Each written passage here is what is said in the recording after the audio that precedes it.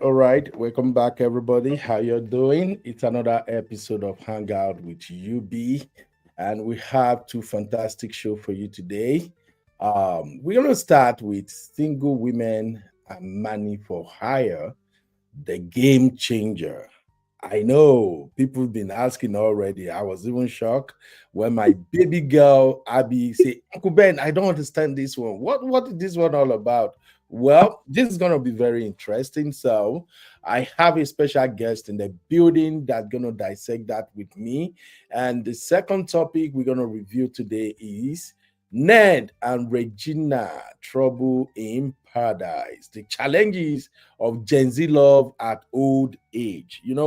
All those people who are dreaming just like me who say, you know what, when I'm old, when I'm 60, I'm going to get myself a fresh baby girl, a young baby girl. Like we say in Yoruba language, I'm going to get myself fresh blood. And let get tutu. Okay. Now, what we've been suspecting all along, it seems like it's becoming a reality. But to be honest, I don't think it is what it is because the video making the rounds, I do not see Uncle Ned in that video, and I do not see Uncle Ned putting his hands on Regina. However, we're gonna dissect this together.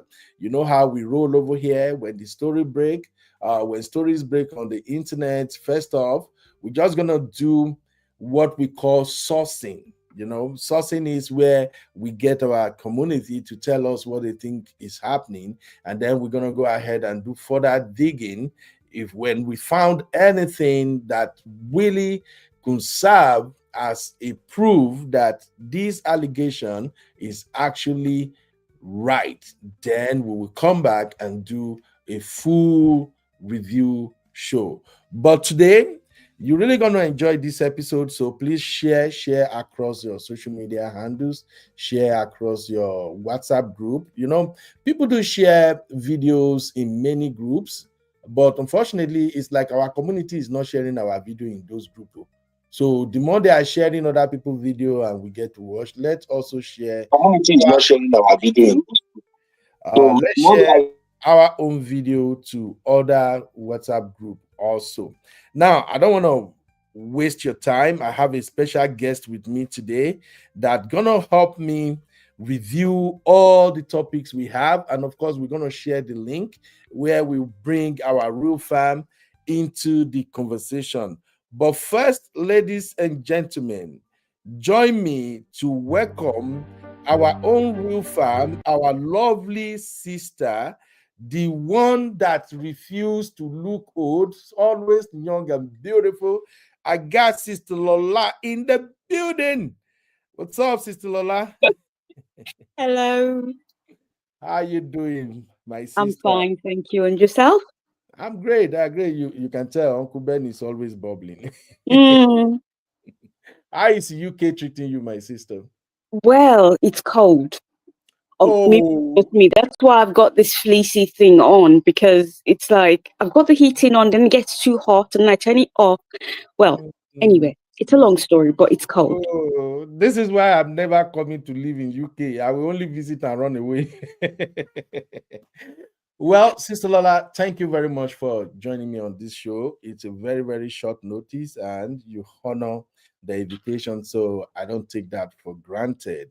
Of course, you have to be here because you and Sister Rose have been giving me headache since yesterday. You and Sister Rose literally stretched me to the point I have to go and pop one of my wine because I was ready to fight. So, two things. Yesterday in the backstage, there was this video that somebody shared in the backstage. I don't even know who shared that video. Whoever shared the video, please send it to me because we can't locate it. It's a video of this idea of people, single women, hiring a male nanny. And this male nanny, they call them Manny. I would like to you, not until about 30 minutes ago when I was setting up this show, I don't even know there is anything called Manny. So, but you know, in the real farm, when people share anything, we just interact with it, we engage. And I look at the video and I was shocked, like, okay, what is going on here? So in that video, a woman hired a man. The man came in, he was cleaning the house, cooking and doing everything. And I'm like, okay, blood of Zachariah, what exactly is going on here? Then Sister Lola steps in and Sister Lola said, yeah, Uncle Ben, this is the real thing. We have this service here in the UK, but people are not aware. And I'm like, I've never heard this one before. So, Sister Lola, I ask, will you please be my guest so we can dissect this together? And she agrees. Then later, when I came back from work yesterday, I saw another video. Somebody shared a video of a woman talking about submission or no submission. And I'm like, here we go again. Then I ask, what is the real meaning of submission? Now, there, me and Sister Rose and Sister Lola, we enter one trouser out. The conversation was hot, and I was ready to go all the way. Then Missy show up. Then I think Sue, the sister started showing her, and I'm like, no, these ladies, they will roast me. So I text her and ran away. Then I woke up this morning again after taking my baby out, everything. I came back, check on our social media backstage with my ladies. Guess what I found? Boom, Ned Nwoko and Regina.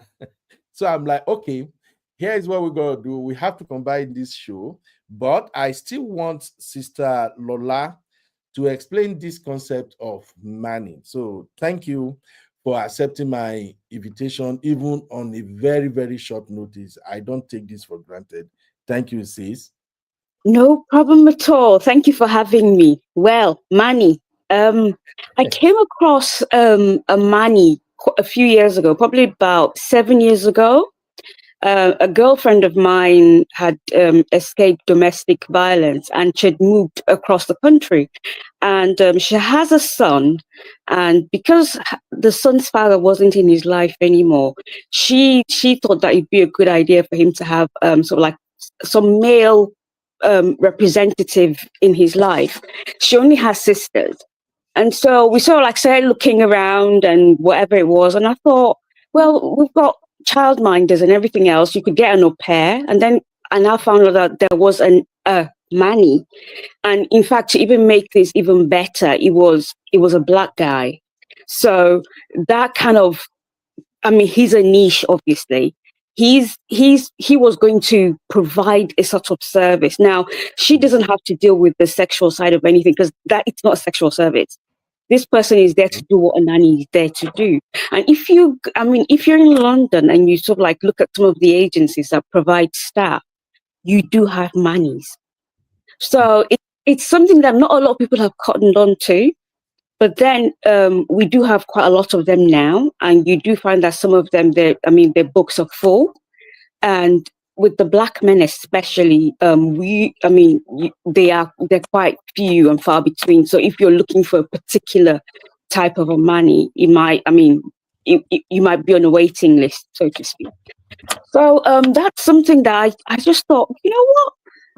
It might be an idea to actually broaden this out a bit and give our brothers the opportunity to join the club and become a manny. I mean, come on, it's a job. The woman doesn't have to deal with any sexual anything. You've got a DBS check, which is basically to make sure that you can work with children. You perform the role of a nanny. End of story. the child has the added benefit of having a black male figure in their life, and you don't have to deal with any basbos. So that's the idea of a Manny. Wow. Wow. Now, seriously, again, I want to thank you for at least coming up to explain this concept. Now, I'm going to be honest with you, my beautiful sister. After I called you and we spoke, I actually Googled this concept, money, money. And when I Google it, it actually exists. Let me show real fam. Yeah, it's shocking. You see, there is this. Just go to Google and type money services in the UK. I was surprised. And it says a male nanny in the UK is often called a nanny and provides the same childcare duties as a female nanny. Nannies bring unique benefits such as providing a male role model, strong physical stamina for active play, and are in demand across the UK. They are hired through nanny agencies. Individual job platforms and families are responsible for background checks, ensuring they have appropriate qualifications like pediatric first aid and obtaining references. In fact, let me share directly from Google because I believe this will help a lot of our sisters out there, especially professional sisters who have to care for their male children, and they can see that the absence of a male figure in the house is actually affecting the children. So please, like we said here at the Real Farm, we are serious about what we are doing. We are all about promoting Black excellence, about promoting African, about lifting people up and educating our people. So even though it sounds so crazy, because I told Sister Lola when we were on phone, I'm like, if you haven't explained this to me, my coconut head will probably go, oh, there you go. They want to use that to hire a man that they will be sleeping with. But seriously, I check it out and I was impressed. In fact, the roles and responsibilities of a nanny, let me just highlight that real quick. A nanny's duties are the same as any other nannies, providing childcare based on a family's specific needs. They can be live in or live out. They often have strong physical stamina, which is ideal for active play with children. They offer a positive male role model for children. Now, hiring a nanny, you can go through agencies. Many nanny agencies specialize in finding both female nannies and male nannies. Job platforms, you can also find them on dedicated childcare website like childcare.co.uk. How about screening? The hiring family is responsible for obtaining satisfactory references, ensuring the candidate has relevant qualifications and conducting necessary background checks. Now, the qualification to be a manning in the UK, common qualifications include OFSTED registration. I don't know whatever that is. I'm sorry, I don't live in the UK. A DBS check, and then that's disclosure and barring services, and then pediatric first aid certification. Now, Sister Lola, Mm-hmm. that qualification, that OFSTED, Ofsted. are you aware of this one? Oh yes. Oh, absolutely. Because I've got a son. He's 14 years old now, and my son had a childminder between the ages of 2 right up until he was 9. And basically, the childminder would I would drop him off at the childminder, and she'd take him to school and bring him, and I'll pick him up from there. Now she has an Ofsted qualification, or rather an Ofsted covering. It's something that they need to fulfill almost every year. The Ofsted comes, they inspect your facility, they inspect the services you're providing. So that's Okay. something that you always in fact, saying that, part of what she had to do was, Joseph had a diary from the age of 2 right up until the time he left her. In the diary, she would tell me absolutely everything that they had done in the day, every nappy change, clothes change. So literally everything that they would do that I wasn't there to see. I got to read about it in his diary. So you had that. And the food that she fed the children, Ofsted would check that as well. And this is something that they have to pass every year. So it's always a very stressful time, especially when they have Ofsted coming through, because it's like you're going to be scrutinized. Once you're, and the thing is that because of Ofsted as well, there is a specific number of children that they can have. And with the childminder I had, she couldn't have more than 7 children and they all had to be of different ages as well. So Ofsted can be quite strict. So that's another way of ensuring that whoever it is that's providing you that childcare is somebody that knows that kind of knows that they're onions. You're handing your child over to somebody that is going to be responsible for them for a few hours. You need to know that this person knows what they're doing. I understand that sometimes in our community we try to go for cheaper. Yes, cheaper might work for you in the short term, but you know what? I'd rather pay the money and get the service than sort of like sit back and think about, oh my God, what if XYZ happens and XYZ happens to my child? So yes, and yeah, that's just basically what Ofsted does. Oh my God, this is so interesting. Now, we're gonna do a quick Q&A. Of course, when I bring my special guest, I usually want people to interact with them to ask questions just for clarity. So it's not like complicated questions because this is strange to me, and I believe it's strange to many of our viewers. So definitely, I want to provide that opportunity for them to ask questions. But I wanted to ask this first, Sister Lola. Mm. What is the pay grade like? What does it look like, the pay? Now, put it this way: the way it works, because they pay per hour. Now, depending on the strictness of or whatever conditions that nanny or Manny is under, that will determine what they charge you. If, for instance, for whatever reason, they can only keep your child for a certain number of hours, and by keeping your child for those hours, they cannot have any other children.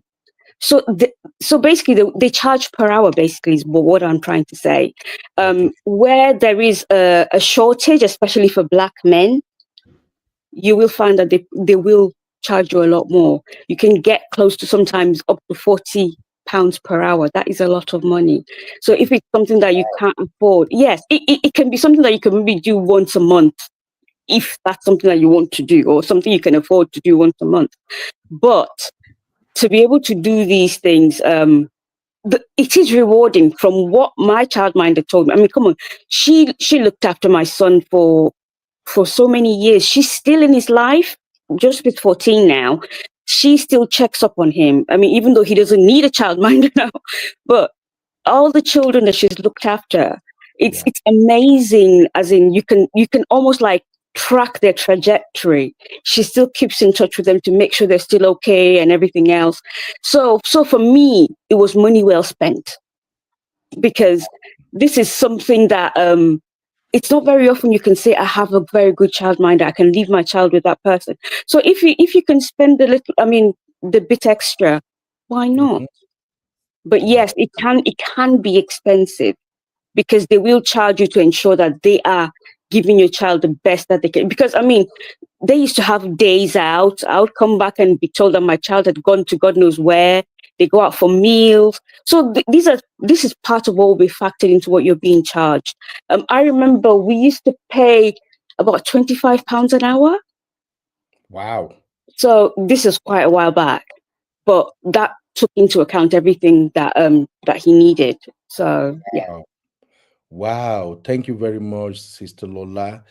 If I can just ask this, can a married man who also have children work as a nanny?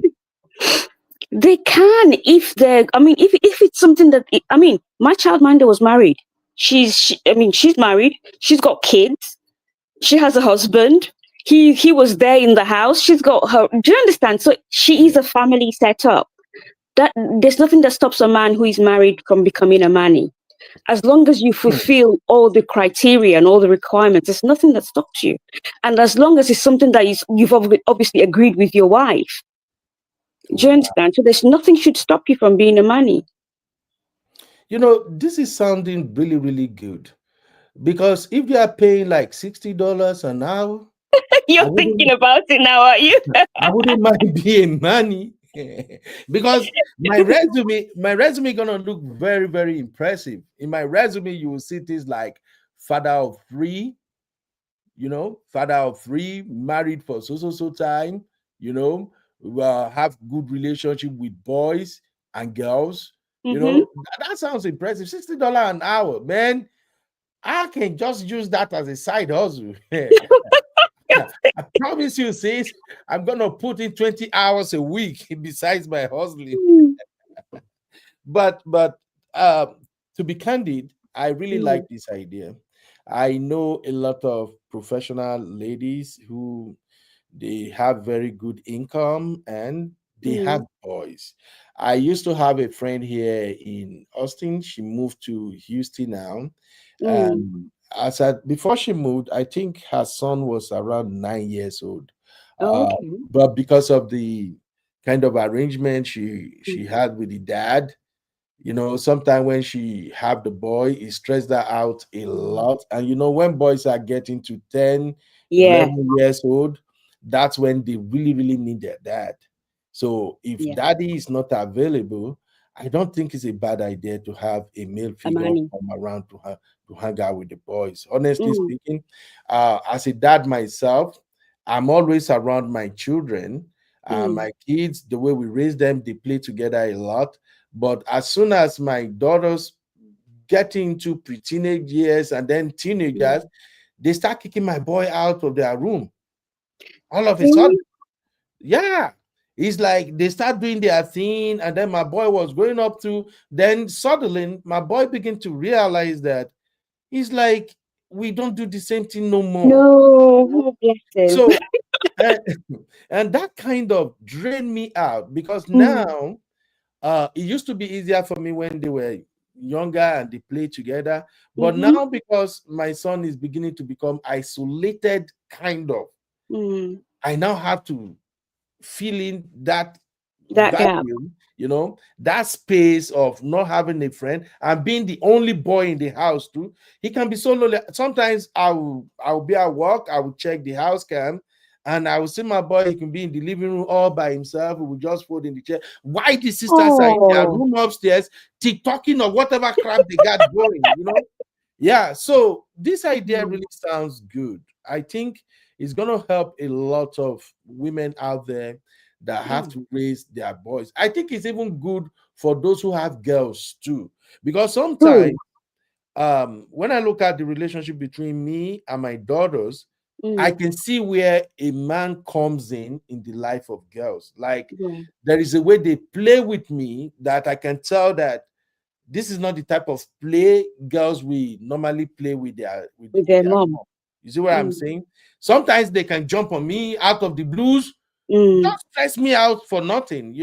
So this is a brilliant idea. In fact, thank you, Sister Lola, because you really changed my mindset. I think I have to take this my mindset to Odimeje to help me wash this mind. All my thought was Mm. this is another thing the feminist movement are bringing out. This is No, millennial and Gen Z. no. See, the thing is that because I'm lucky enough that my husband was on board when as our son was growing up. I was like, you've got to spend time with him. You've got to do all the daddy stuff with him. You've got to Yeah, take it. So he did all that stuff. He still does all that stuff. I mean, right now it's a case of they go off downstairs.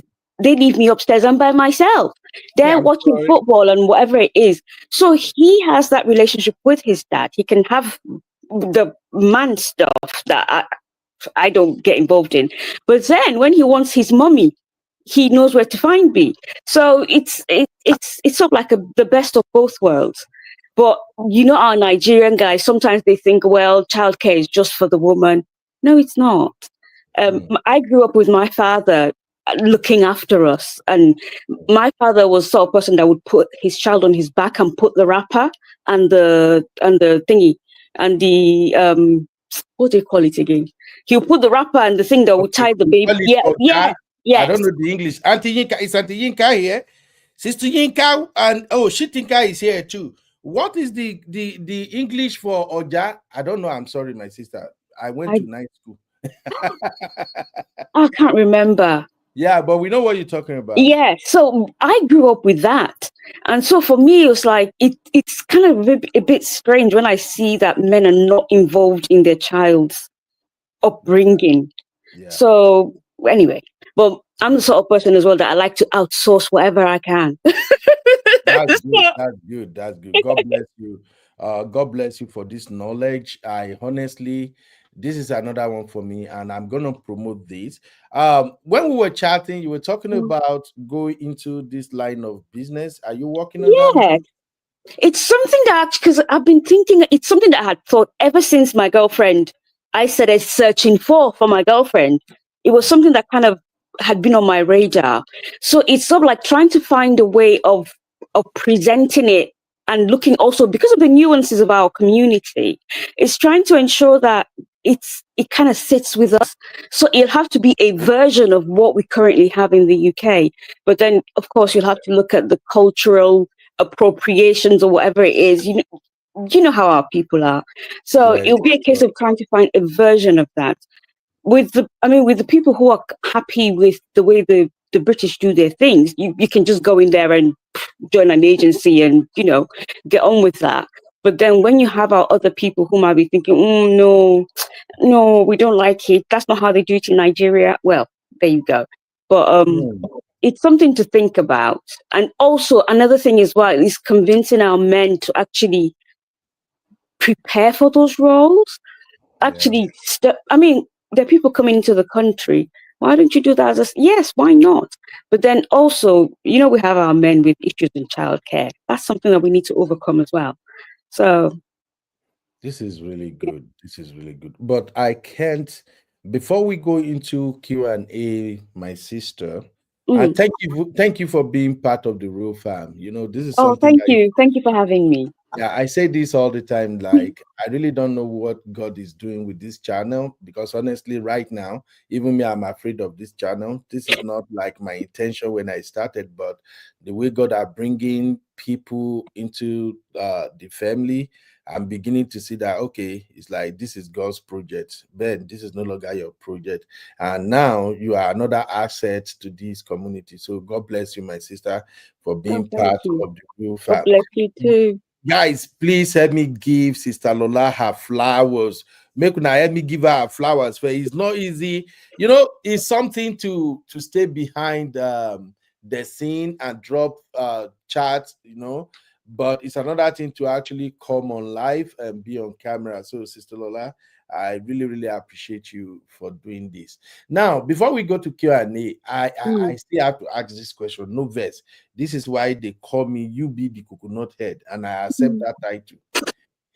Now, is there any way in the contract of those monies where they are forbidden from doing the other thing in the other room? Of Because course, with of single course, ladies, you can't of tell. course, because this is not a sexual service. When you employ the services of a childminder, do you expect the childminder to do that? That Do you Mm, understand? And if you want to keep your what's it called, your license to be able to look after children, then you need to ensure that you're sticking to the rules. So for me personally, I don't think that's even an issue. It's not a sexual service. You're hiring somebody to look after your child. You're hiring somebody to provide a service. Why are we bringing in any sex? If there's any sexual connotations, you have the right to fire the person. It's a service. okay. The reason I ask that is because Sister Lola, Mm. the way women are these days. For instance, oh, I'm gonna start this job when I have my six pack. I'm working on it. But for instance, imagine a 6 feet guy. well built, black or chocolate with six pack, with good bicep, everything, walking around the house playing with the boy in a place like UK where it's very cold at times. And from what I gathered, men are kind of. No. That's why there is the heating. That's why you've got the snoods. You can wear them. And besides, I mean, the childminder doesn't have to look after the child whilst you're at home. They're looking after your child. What are you doing at home? You should be out there doing what you need to do. So what are you doing thinking about whether the man is keeping you? No, he's not a sexual. So he's not. Yes, he can look good in anything, but you also know that you'll be crossing that employer-employee relationship. You don't want to do that. So that, I mean, when I hired my own childminder, I wasn't thinking, oh, was she? No, I checked her credentials. I did quite a few interviews with different people, different parents, to ensure that this is somebody who knows what they're doing. They're not going to cross that line. And yeah, so you have to be happy with what the person will be. If you don't have any resumes to look at, you should be able to go back to people and say, come on, you've worked with this person. What were they like with your child? So that's something I would expect anybody who is hiring a childminder to do. All right. Thank you very much, Sister Lola. Now we're gonna do the Q&A session, and this is when I'm gonna recognize many of our real fam in the building. Please, real fam, drop any question about this money topic. I'm hearing this for the first time, and it sounds so strange. Man, education no dey finish for this world though. Gee, I never look at it that way at all. Eh? Thank you. So, real fam, please drop your question as I also recognize everybody on the live show. Simbi, my baby girl. Thank you, Simbi and Tosin and Biflex for dropping all those trendy news in the backstage. I appreciate you guys. Our runaway sister Olivia, the one that went on vacation, the way real fam sisters are going on vacation, I'm suspecting you people. When I go finish my uncle, my brothers, the money, eh? I'm suspecting you people. I don't know what to do with you people. Vacation. It's okay. Welcome, Sister Cherish Olivia. How you doing? Toasting in the building. Uncle Dio. Welcome, sir. Auntie Grace. God bless Auntie Grace for being here. And of course, our own Lizzie in the building. My Lizzie. What's up, mama? All right. Let me check. Oh, all this my roadcaster is not even connected. You people cannot hear my deep voice. Now you can hear my deep voice. What's up, everybody? How you doing? Okay. All right, Lizzie, you welcome. My Bilba, beautiful Bilba. How you doing today? Cold people. It's like Bilba, you and Sister Lola are supposed to live for the same house. Now they stay for where cold day. I don't do cold. Auntie Rose. What's up, Sister Rose? Sister Rose, don't want to make I sleep. You and Sister Lola wanted to frustrate my life last night, but Holy Ghost tell me, say, Ben, run. How you doing, Sister Rose? All right, Auntie LaBelle. You see, Sister LaBelle is also back from vacation. Me, I want to go get problem with this vacation. I'm jealous. And I'm jealous, and at the same time, I want to protect my uncle, my brother's money. When I they chop my brother the money, they go vacation. One vacation is enough in a year. Everything where African women they do, they overdo them. Why? No. All right. Baby of the house, Abby is here too. How you doing, Abby? My lovely, beautiful sister. She thinker. Oh man. The moment I heard Sister Lola's voice on the phone, now she thinker first come to my mind.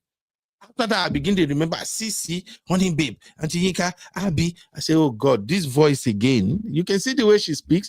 And by the way, Sister Lola is both from the south and northern part of Nigeria. So for those of now where they talk, say, may we share Nigeria, may we divide Nigeria. Make I tell you now, if I divide Nigeria, people like Sister Lola then go benefit to whether you divide, go north, you divide, go south, you just sit down, Oh, my shit thinker, you welcome, Mama. How you doing today? And of course, the other troublemaker in the building, Adana. My own beautiful sister Adana. I beg you, I don't want no bass booze. Everybody just leave me as I am. Netizen Global, what's up, bro? How you doing? And Sister Yinka in the building. Of course, we have our own honey babe. All right, let's quickly go to this Q&A. Please drop your questions. Uncle Patrick in the building. How you doing, sir? You're welcome, Uncle Patrick. Uncle Patrick say, UB, do you have crush on all your kids' teachers? Question that relates to question you just. Uncle Patrick, why now? First and foremost, there is no way I can even crush on my kids' teachers because me and them know they too agree. You know, I stubborn, and once me and them get one phone call, they don't already know, say this one a madman. So that can't happen. All right, please drop your question for Sister Lola. Do you have any question about hiring a Manny? And if you don't have a question yet, I have my own question. And my question is, do you support hiring a male nanny as child minders? Okay, usual. One is yes, you know how we do it, and two is no. Do you support hiring a male childminder? Do you support it? Let's go. So drop your question. I will read your question, and at the same time, I will take the poll. Also, Abby is looking for Gen Z men to join them on their show. So I think Aaron is Gen Z, and they are Gen Z, but I don't know if they will be ready for that conversation. But at the same time, well, Abby and some beautiful sisters, they want to have a show where they want to talk about the challenges they have to contend with as Gen Z, but they are also looking for at least two other male Gen Z who can bring their own perspective. So if you have a son who is a Gen Z and would like to be part of the show, please let me know. Thank you, everybody. So drop your question, people. On the poll, Honey Babe said two. When I asked, do you support hiring a male nanny as a child manager? Honey Babe said two, which is no. All right. She think I go for one. Sister Rose said two. Tosi said two. Auntie Yinka said undecided. It depends. Cherish Olivia said two. Two. Cherish Olivia, we are not doing INEC. Just tell us two. You won't ring election. All right. Okay. Shitika said one, especially if there is no constantly present father in their home. Absolutely, I agree with that. Absolutely. Abby said two. What do you mean, Abby? All right, you guys want to start this conversation? Before we close out this particular segment, I'm dropping the link for at least 2 or 3 people who just want to chime in for 2 minutes. Let me know the reason why you don't want to do a male childminder. As for me, I don't think a male childminder is a bad idea. You really don't. You have to be in the shoes of some of these sisters that have sons, and they still have to be committed to their job, and the boys are growing, and the boys are asking questions. So let me know your take. We're not going to do panel. I'm just going to do one person at a time so that we can quickly close out this segment and move on to Ned Nwoko. All right. Elizabeth said one. Elizabeth says she's going to support the idea. All right. Good one. Honey Babe in the building. What's up, Honey Babe? How you doing today, my sister? Hello everybody. Hello, Sister Lola. How are you doing? Hello, Honey Babe. How are you? I'm fine. Please don't be offended. It's only from the point of view that No. I'm very conscious of the fact that you're dealing with children. I know, obviously, I'm based in the UK, and for me, I personally chose not to use a nanny only because of the fact that I just felt that if there's any issues, there's cameras, there's protocol, there's procedures. So for me, I personally wouldn't, for my choice, I wouldn't have a nanny. So don't take, it's not about, I just put 2 because it happened to me in male. I would say 2 again, just because I had a situation where I couldn't get my son into nursery because he was very young. I had to go back to work with my second child because I was contracting. I couldn't get him into a school, into a nursery until he was at least 1. I used a recommended childminder. They did not feed my son for 1 whole day. This is someone that was certified with the council. So obviously I'm not trying to generalize, but I just felt better to be safe than sorry. Go to a nursery where obviously they're Ofsted registered, they're sanctioned by the local council. So that's just my personal opinion. But I do like the idea, but I just think better to be safe than sorry. That's just my thing. I mean, absolutely. Yeah, absolutely. I totally agree with you. I mean, the thing is that the most important thing is that you are comfortable with whatever service it is that So, I mean, you don't expect everybody to want to have a childminder. I wanted a childminder because I wanted him. I mean, he was still too young and I had to go back to work. Yeah, but me too, I still wanted him to have that home environment. So, and this was a lady that I actually spent weeks checking out before I kind of let him go there. But I'm still in I touch think with her. maybe if I had that good experience like you did, but I think I don't want to be nasty. It was one of our community, and I wasn't impressed, and I was like, if anything happened, because the boy, he didn't eat all day, and I noticed this, and she was lying to me. I was like, has he eaten? Yes, he has. And like, if like it being in the nursery, if anything had happened to my son, they could reference the CCTV TV. There's no cameras, anything could have happened. And like I said, it was just my experience, but I just, that was what I decided to do. So if you get a very good, fantastic childminder, great. But I just thought for safety, go to a nursery where there's all the procedures and cameras. So yeah, that's all I wanted to say. Thank you. Thank you, honey babe, for that contribution. Thank you. All right, thank you. Yeah. All right, take care. Thank you, Sister Lola. Bye. All right, thank you, honey babe.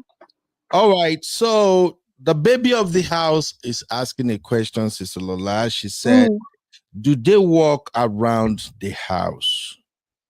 Yes, it's up to you, because you can decide to have somebody come to your house, or they may have their own, what's it called, their own facility where you go to. Some parents prefer that it's within their own comfort, where they look after their own child. So it depends on what you're looking for. Right. So yes, you can have that. You can have them come to your property, or you can take your child to their property. But I chose to take my son to the property because it was purpose built for the children. Literally everything was fenced off, the whole locks and everything else. In my own house, it was literally a chair blocking him from climbing there and doing whatever. But this was a place that was proper. That's a good one. Sister Olivia is saying, UB, what do you think about hiring a male for female? Okay. Sister Lola, can you help me answer that? Hiring a male childminder to look after a female. I think that's another. It all depends on the level of how comfortable you are. Because there's some women which maybe because of their personal experiences, they wouldn't want their female children to be in that kind of position. So it really depends. I mean, you can totally understand that if you decide to have a male nanny look after both your child, male and female. But if it's just a female, you might then prefer to take your female child to a facility where there are other people present, if that may make you feel better. But I mean, personally, I don't have a problem with it. I mean, like I said, my dad was good looking after us. So if you're worried about male looking after a female, I've not really had a negative experience with that sort of thing. However, I can understand mothers being extra and overly and hyper, because it's something that is inbuilt in you anyway. is something that you're always constantly keeping an eye out to make sure that your child is not in danger. So you've got the choice. That's why it's a choice. You can choose not to. You can choose to have. But I mean, saying that also, but that's not to say that a female childminder couldn't also harm your child. So it's all about how comfortable you are. Okay. Just a minute here. Okay. Tosin, check your chat. I just dropped a message for you. So Sister Cherry said, I had nanny for over 10 years while my kids were younger, but they were ladies because I have girls, and that is understandable. Yeah. And she also said, I don't have any experience with abuse, but the stories I lot, I can't risk it. Yeah, of course, It's understandable. Yes. Yeah. Uncle Patrick said, I like the idea. I will resign right now if Uncle Patrick, this is why you don't roll with Gen X. When you roll with people like me, you begin to think of all this business. Uncle Patrick, Uncle Patrick, don't make me laugh. Anyway, Uncle Patrick said, I like the idea. I will resign right now if I have such in America. The only thing I would not do is massaging Madame, my boss. No. To be honest, I can actually do this job if they are paying between $50 to $60 an hour to work as a Manny. But there's gonna be a clause. First off, I have to see the mom first. What do you got to see the mom first? Yeah, it all depends. If I have to be visiting the house to go and spend time with the boy, first off, I have to see the mom, just to make sure the mom doesn't fall within my spec. Like, seriously? Seriously? Okay. I have to be sure the mom, my boss, doesn't fall within my spec. I have some certain women with body structures I don't allow near me. I know it's going to be strange for people to hear me now. But remember what we said about men and infidelity and cheating? It's all about self-control, right? And discipline. Okay. Yeah. Okay. So True. for me, there are certain body shape that we can't be in the same space together. It's a lie. Could they walk? So I need to see the mom first, assess her. She just has to be outside my spec. So what if no? What if she is within your spec and she's offering you $100 an hour? Hey, blood is hey. Sister Lola, I got to be honest with you. I'm a Christian. God, I don't want to lie. Have you seen my wife? Let me just be candid with you. With my wife kind of shape, they don't understand me. It's just they don't. Okay, that's fine. But if it's something structure, she's a kind of playful lady that we can easily communicate and talk. I'm not taking the job. Even if she pay me $100. With that job, we're gonna take that child minder to mommy minder. Refab, nobody should come for me. Hey, I'm just telling you now. I'm a principal man. I know the kind of food you don't carry in front of me. Just the way if I go to a party, you better don't bring amala. And better a wedu and stew. It's the same thing with me and my spec. Even my madam know. My madam don't have any issue if I'm playing with anybody. She don't care. But as soon as she see the person in pictures, she say, hey. So I just wanted to say that anyway. Thank you, Sister Lola. I see people are not asking questions. No. We are giving you guys the opportunity to hire a minder now. You people don't want to accept it. It's okay. Thank you very much for having this segment with me, Sister Lola. Please, if you're still gonna hang out with me, we want to go into the Basbo segment now. It's not really Basbo, but I can't process it. If you're just joining us, we are actually looking at two issues on this episode. First off, I have Sister Lola with me, and we spoke about single women and money for hire, the game changer. And Sister Lola has been very, very helpful. In fact, I've learned a lot. I never ever thought of it like this. In fact, Sister Lola, please. The business in UK. I have a lot of sisters in UK that who would benefit. Please start it. I will also begin to look into this. It's just that some businesses are just so difficult to start in the US, because if you start this child minder business now, before you know it, they will turn into matchmaking. My God. Even people who don't have the need for a money, they will call your service and say, "Is that Ben? My name is Stephanie, and I need the service of a child minder. Do you mind if I tell you this child minder I wanted? I need a child minder who is black, preferably if he's from Africa. He must have a job, a good job at that, and he should be very, very patient, and he should be able to offer all the services." In America, they go spoil this. Uncle Patrick, please don't even think about the business, because the ladies here in America, we are talking about, sometimes they will say, "Oh, men are scarce in UK, men are scarce in Canada."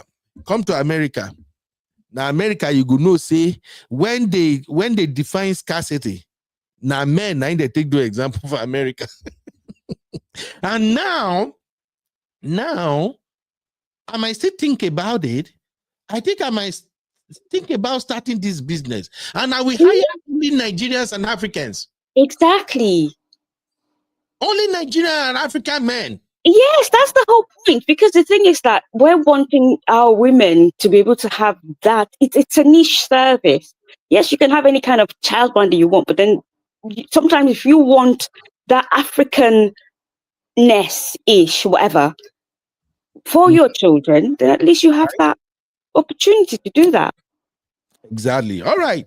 Thank you, Sister Lola. Let's move on to our second show. Sister Lola, if you have time, can you still hang out with me? We want to talk about Ned and Regina. And this is where other Real Fam members may come in, because this one, if I say make I talk waiting in my mind, well, a good day. But ladies and gentlemen, let's talk about Uncle Ned and Regina, our lovely baby girl. Thank you for sticking with us. Please, again, let me give a huge shout out, give flowers to Sister Lola in the chat, please. Thank you. Thank you, guys. Thank you for having me. It's been fun. My first ever. Don't worry, Sister Lola. You know, I told you it's very easy to talk to me. You know, people who are invited as my guests, they always know it's fun. I like it so easy, and I love my guests. And don't worry, I'm still gonna be inviting you, because you and I, we still have an unfinished business. Yes. No, I am not submitting. We are going to discuss that submission, Sister Lola. Please, you can't. Uncle Beno, did you notice that I still have my maiden name? It's not changed. That's your maiden name? That's right. No, I don't have problem with that. You see, that is part of submission, isn't it? No. It's not part of submission. I think I'm gonna bring you back, and I will check with Sister Yinka. Okay. Free. I would like to have both of you, and then I will check with. I have to check with Uncle Emeka and Uncle Dayo if they are free. I would like to invite the four of you so we can have this conversation around submission.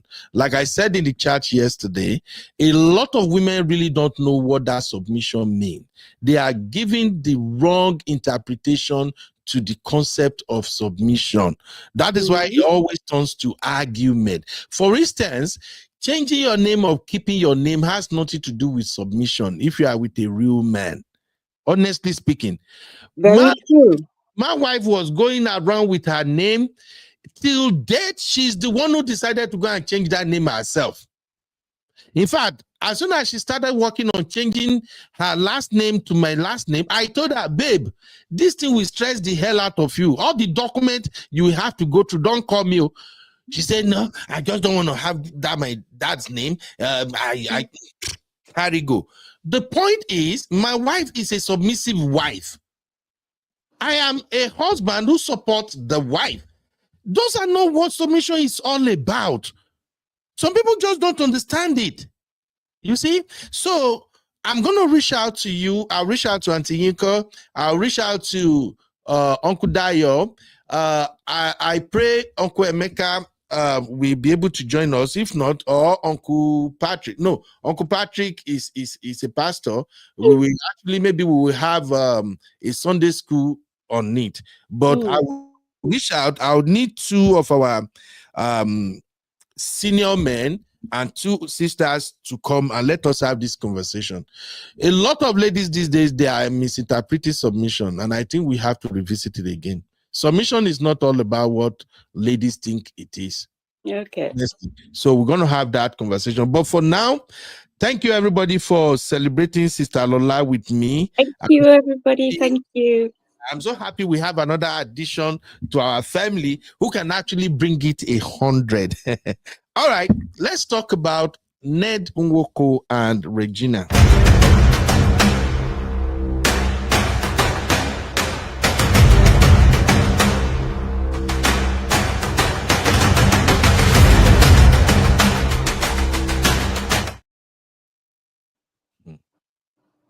I don't want peace. I want problems always. All right. Just like you hear it right there from that my short Basbos clip, I don't want peace. I want problem always too. And I'm so ready for this particular problem right here. Yes, so let us dissect this matter. Tosin, let me see if I can get my blogger Tosin to hang out with me for a minute, because I haven't had time to really go through what is happening between Uncle Ned and our baby girl Regina. But when I hop into our operation studio this morning, my girls, they have already shared something about Regina, and this is not looking good. To be honest, this is not looking good. This is terrible, like really, really bad. And why do I emphasize that this is crazy? Some of us actually, can I say we saw this coming? To be honest, some of us see this coming. Now, allegedly, Uncle Ned did not put his hands on Regina. Please, let's clarify it.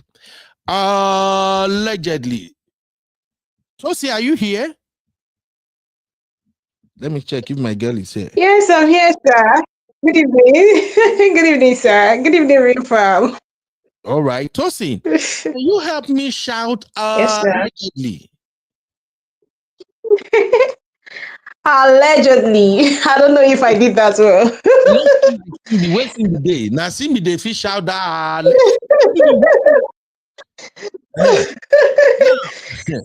It is right. Seriously, to start with, Uncle Ned did not put his hands on Regina. In the video that I saw, I'm a very plain person.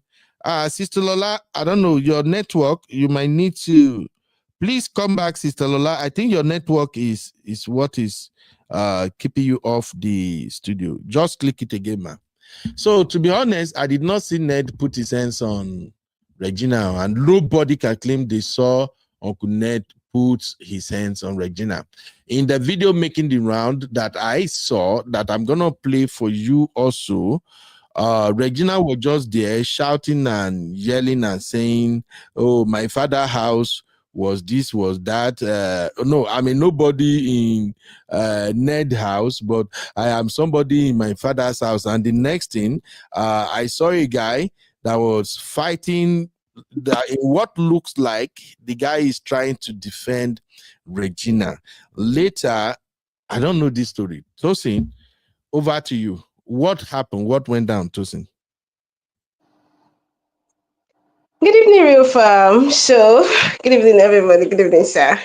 So, earlier this evening, a video surfaced online where we saw our beautiful Regina in in a should I say violent altercation with we didn't see the faces of the ones she was having this altercation with, but then she was just like saying I can't stand this violence anymore. I cannot stand this violence again. It's too much. And according to the poster of this video, the one who's from whom every other blogger took the clip from, according to what he wrote there, it was like Regina Daniels had an altercation with her husband allegedly, and that after some time the man left, and then sent out some thugs to come after her. So that was what I saw online. But then before this drama that came up on social media today, there was a post Regina Daniels made some weeks back. Like she was just joking around it. I don't know if it's related, but I'm trying to just um get something from this. I don't know what was currently happening in their own, but then let's just say so. She made that video, and she added this mischievous background sound, this soundtrack that everybody uses. You know, is there? I sent you the link. I don't know how to. So everybody dragged her for using that soundtrack for her husband, considering the fact that the man is the sitting senator, is a billionaire, and is not a useless man. So when I saw the drama today, it's like it just the knowledge just came like, okay, was she trying to give us an hint to what is happening in our marriage with that video she sent last week? And then while I was still contemplating on whether this is true or not, I came across another post on social media where it was a post, an IG story actually was trending, where it was Regina's brother confirmed it that it was Ned who sent dog, allegedly, sorry, dogs to beat up his Allegedly. sister. That is what Allegedly. allegedly. Allegedly. So I didn't want to believe, but then when I saw the post from the brother, it's a confirmation that something there's Brother, indeed trouble in paradise. Tosi, is that brother Regina's brother? Yes, according to what I saw online, he's Regina's brother. Okay. Yeah. All right. Thank you very much for that clarification. Sister Lola is still here with me. All the way from here. All right, let me go through some of the things I found on social media. This is coming from Easter Blog Niger.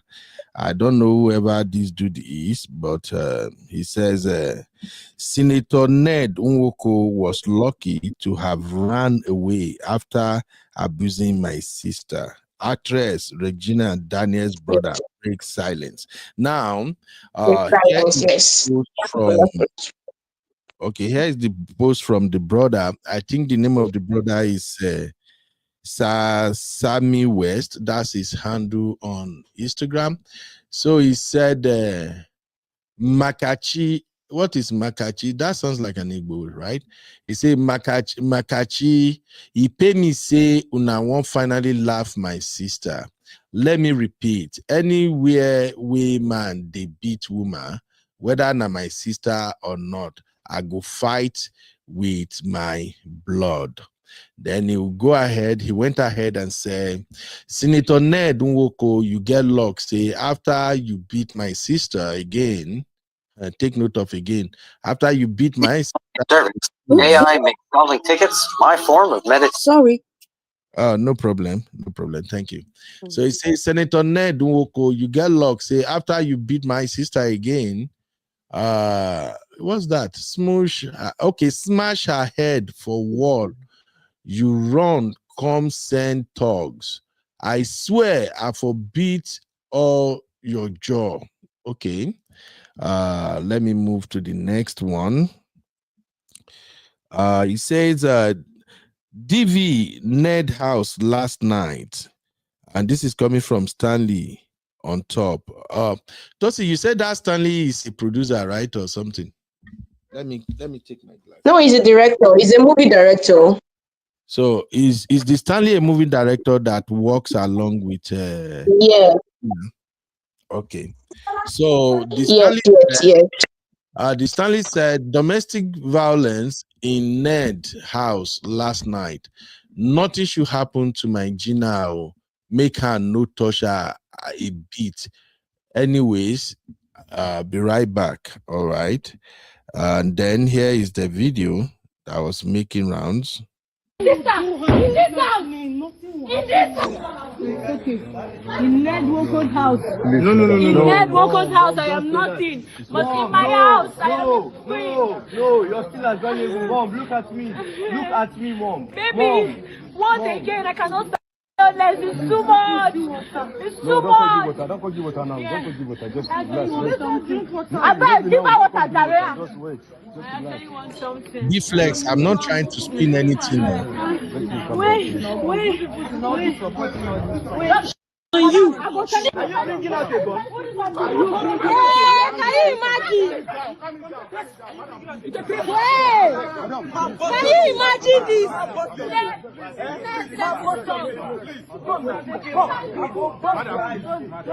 Madam, we are begging you, please. Please,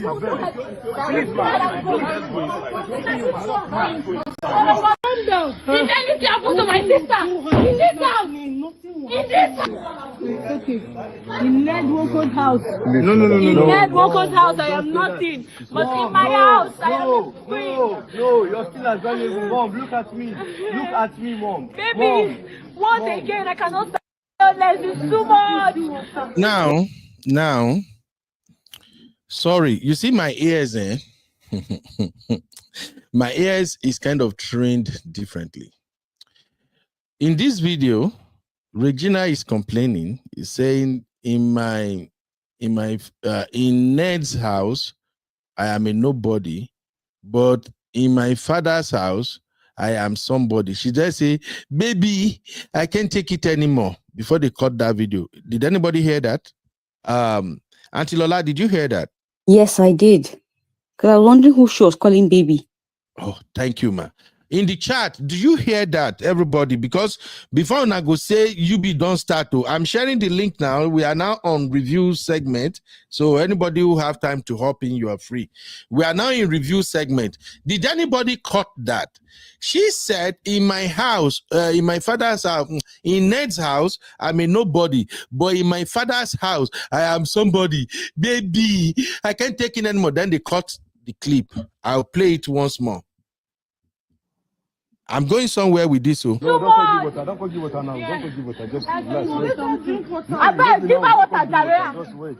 I actually want something. Just Wait. On you. Are you bringing out a gun? Can you imagine? Wait. Can you imagine this?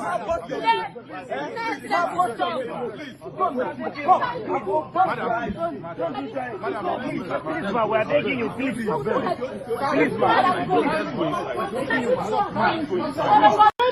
Did anything happen to my sister? In this house? Okay. In Ned Woko's house. No. In Ned Woko's house, I am nothing. But in my house, I am free. No, you're still as valuable. Mom, look at me. Look at me, Mom. Baby, once again, I cannot stand less. It's too much. Okay. It's too much. Don't go give water now. Don't go give water. Just relax. Okay, I saw a few comments already. That's why I said this is gonna be like a buzz boost. My Gen Zs are in the building. Una no kukuma get where una go put me. Zeno, I see you. We go fight. No wahala. Okay. Said she said baby, and then Zeno said, did you also hear the person calling her mom? I no hear mom. Make I no lie. That's why I played like 3 times. I didn't hear mom. Yes, you may be right. There can be baby there. Maybe her son can be there, and she's saying baby, baby. But I don't know. It's not really clear, to be candid with you.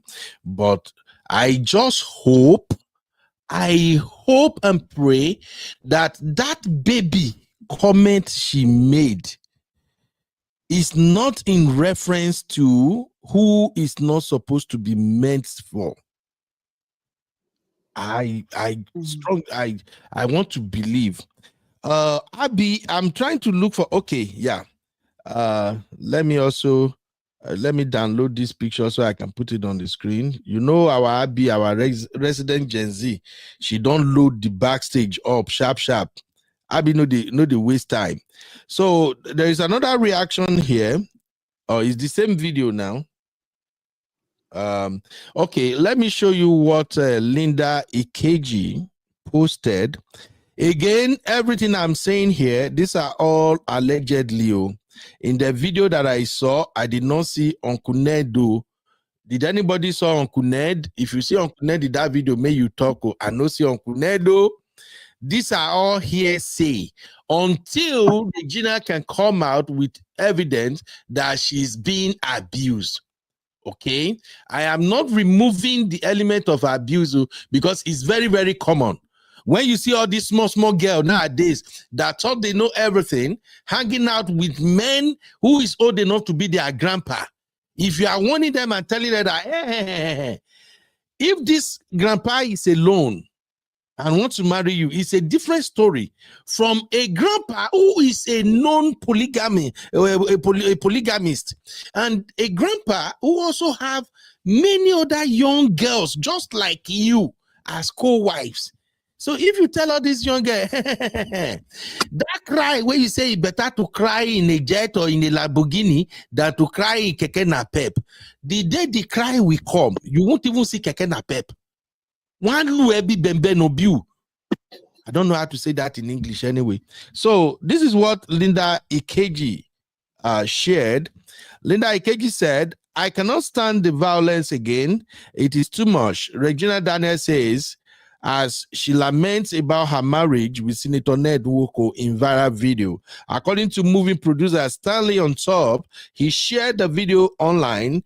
Thugs allegedly sent by Senator Nwoko attacked Regina last night, but her brothers were, however, present to defend her. Now, this story get too many K-legs. Let's break it down. And so far, so good. I have Sister Lola here, and I think Honey Babe was here earlier. Please, anybody want to join this conversation? Now is the time. So let's get into this conversation. Sister Lola, thank you for still hanging out with me. First off, let me ask, what is your general take on this? I can't call this one child marriage. I just don't. What is your general take on this age gap marriage? Personally, I think age gap marriages, very rarely is it love. I'm sorry. It's just my personal opinion. It's a transaction. Because let's be honest, when there's so much gap between both parties, it's like, what are you doing there? I don't get it. I can understand maybe a 5-year age gap, but when you're going towards 10, 15, 20, nah. The thing is, she's there because of what she's getting. And the chances of her leaving without acquiring what she feels she needs to get are quite slim. So I think we'll probably see that she's going to stay there. All right. Tosi, this is your generation, I know you, Regina is younger than you, so you should have a say in this. What's your take on age gap marriage? Hello, Tosin. You are muted. Hello, sir. Okay. Ah, this is what I think about the whole situation. I think there was no love at first, and everything has been built on falsehood and transaction. So, and it's been a pseudo kind of marriage for me. Something that is not real. So they are just playing for the camera and everything. Regina is playing for the, in this situation for the money. And Paned is doing this for, for influence and everything. And also, I saw something on Cutie Jew's blog. She's a controversial gossip blogger. I'm going to share that to you later. But I think this my take on this whole situation is that this is not a marriage. This is not something we should look forward to. This is not what we should advise those coming behind us to envisage when they are going into relationship or when they are going into marriage, because the man is polygamous. I can't imagine sharing my man with another person. So he took advantage of her, and I don't know if I'm saying too much now. I think he took advantage of a financial situation then, and that, and for Regina Daniels, the people around her, the elderly ones around her, feel because she's still young. She doesn't even understand anything. She doesn't. She's just growing into the understanding of what she's into now. And then when she was being advised and when she was being should I say tempted or persuaded into this marriage kind of a thing, I think she wasn't that knowledgeable at that time.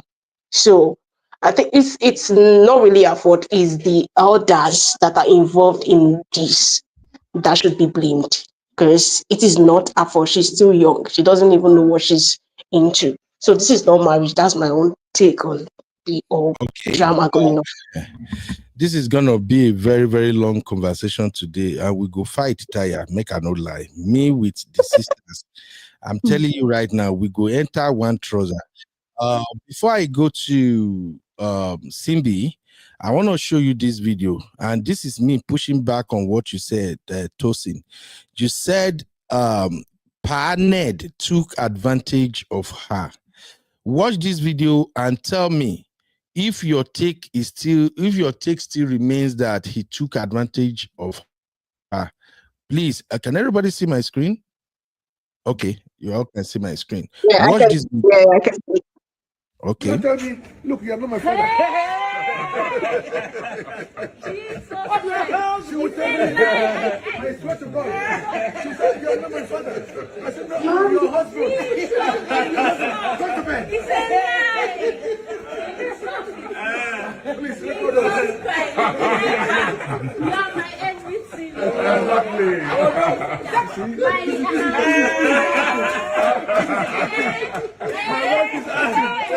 Please, you have to do my house every day.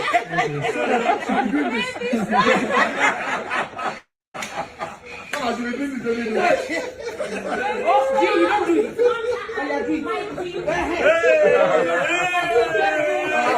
First off, is that not Regina's mom in that blue attire?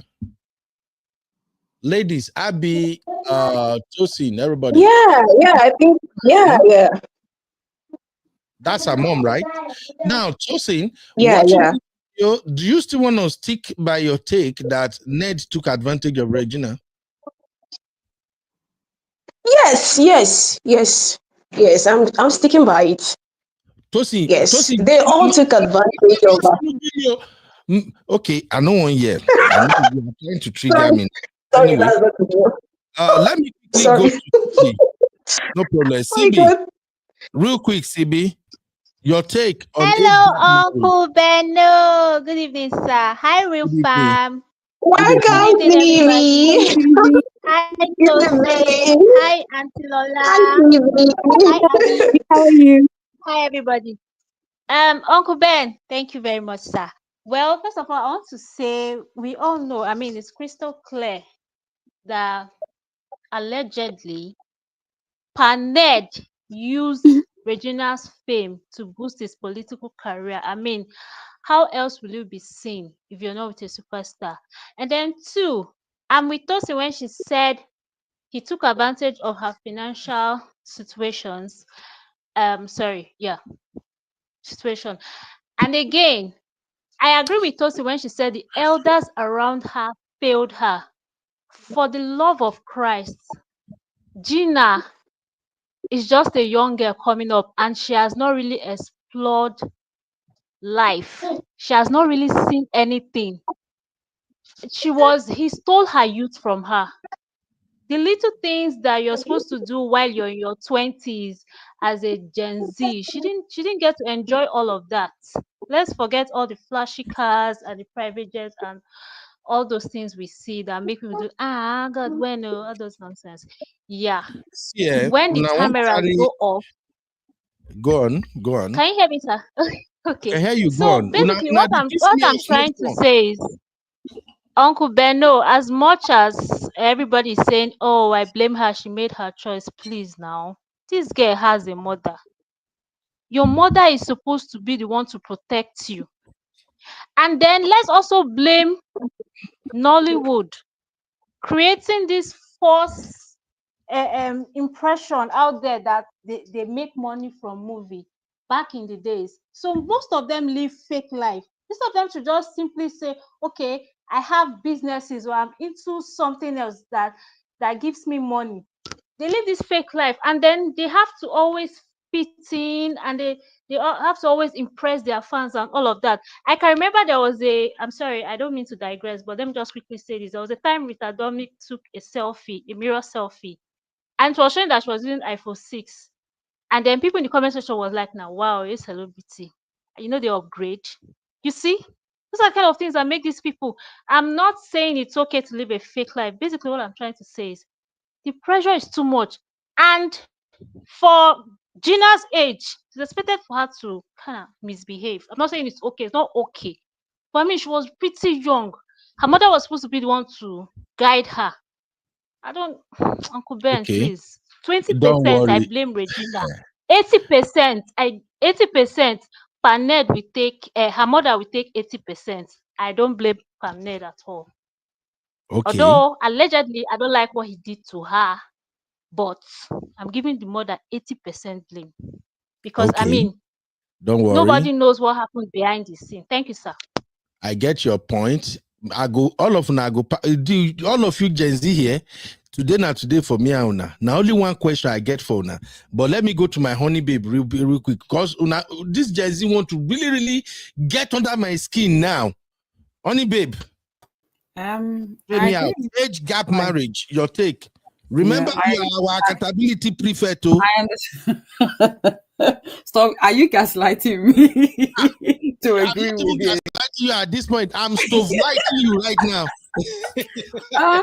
I agree with the ladies in just from the point of view that I did ask the question. Let me land, please. Let me just say something. But I agree with your take as well. I'm trying to be balanced here. She's 25, right? So the assumption is they've been together for what, 5 years? Anyone in the comment section or anyone on the panel, can you tell me when she started getting involved with Ned? And I could have sworn it was in her late teens. In your late teens, let's go back, everybody. Go close your eyes and go back to how you was when you were 18, 19. Did you know any better? No. So I think when you are getting into marriage, the whole point is to know yourself. That's why there is this kind of presumption that you need to know yourself before you actually decide that you want to be in a relationship to get married. At 19, I don't know, I can't speak for anybody else. I knew nothing at 19 or 20. Now, the problem I have is that there's a big age gap. Now, if you want to decide that you want to date someone 10 years, 15 years, that is your choice. But at the same time, you have to really know yourself, because there are some people that are mature enough to date someone 15. And I know situations where I've had cousins that their husband is 10 years. My mother, when she was married to my dad, was 12 years. So I get it. But there has to be some time of maturity, and there has to be an understanding of what you're getting into when you're married. And in my mother's case, it was a choice. There was no one pushing my mum at the age of 19, 20 to get married. And when it's from a point where you're pushing your daughter, and I do agree with Simbi, the elders and her parents failed her, because in 2019, my mum got married to my dad in 1970. It was a different world. You married young, but at the same time, my mum knew herself. She got married to my dad at 23. Now, in 2019, I really do question why you would want to push your daughter to get married at such a young age without knowing herself. And the reason why is because of the situation where, like Simbi said, in the film industry in Nigeria, as we're now finding out, they're not getting paid. And there is a fake life mentality where you fake it till you make it. And you don't fake it till you make it because there's no money in the first place. But my issue is that as a parent, the responsibility should be on the parents to advise your children. Why would you advise your child to be in a marriage with a crafty old man that is old enough to be your grandfather? So I agree. I hear what you're saying, Yubi, where you're saying that she should have stood up to her parents and should have said no. But in Nigeria, as you keep telling me, it's a different mindset. Can you say no to your parents? Especially when there's this desperation, marry this man so that you're elevating the whole family. Now, I'm going to be a bit controversial. The same brother that is abusing this man, is he not probably the same brother that was so happy when his sister was marrying this man and was so happy when he was probably getting money from this man? So I'm trying to do devil's advocate, but DV is a no-no, and I get it. But I personally blame the parents more than Regina, because the parents are supposed to protect you, supposed to look out for you, supposed to advise you to do the right thing. And in this case, they failed her. Good. But I'm struggling here, honestly. I know one fight. Why are you struggling, Yubi? This Gen Z are getting under my skin right now. All of them. See the way they all agree that the mom should be blamed. So here is my question. Thank God I still have Sister Lola here with me. And I think Sister Lola will help me break this down. My question to you, Gen Z, is Tosi, Simbi, Abby, Zeno, all of you, those are like my regular Gen Z that I know very well. Where Ashley? Ashley never come. Then plenty like that. This is my question to you. In this time and age, would you marry a man who is 65 years old and you are like maybe 22, 21, or maybe even 23? I think Regina was 23 when they got married, right? Is that not the age? Tosin? No, they've been married for a while, so it has to be 20. What age was she when they got married? I don't really remember now. They've been together for over 5 years. So if she's 25, oh, she man. Exactly. Let me say, Abby, they're busy today. Abby usually have most She of this. has 2 children already, though.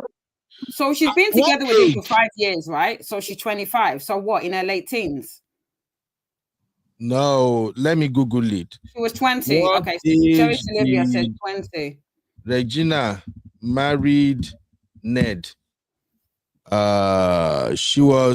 Regina Daniel was 19 years old when she married Ned in May. I said late teens, so I was right. She was born October 10, 2000. All right. Now, if we have to go by Gen Z mentality, since you guys said we grown up, we have no idea. As soon as you are 18, you know it all. Who born us? We can't say nothing. So I put it to you ladies. At 19, will you marry a man 65 years old? Who want to go first? Even in the chat, all the Gen Z, senior sisters, please, make me never come now. I'm senior sister. I keep out of it then. Please, just stay out. Though. It's me and my baby girls right now. Let them tell me. You're a joker. Tell me if you are below. Can I come in first? Okay, just wait. If you are below age, if you are age 40 don't grow, 40 now grown ass woman. If you are age 38 and below, this question is for you. Would you marry a man 65 years old when you are 19 years old, knowing what you know about polygamy? Oh yeah, Tosin, over to you. Since you now won't give me high blood pressure, I'm here. Tosin!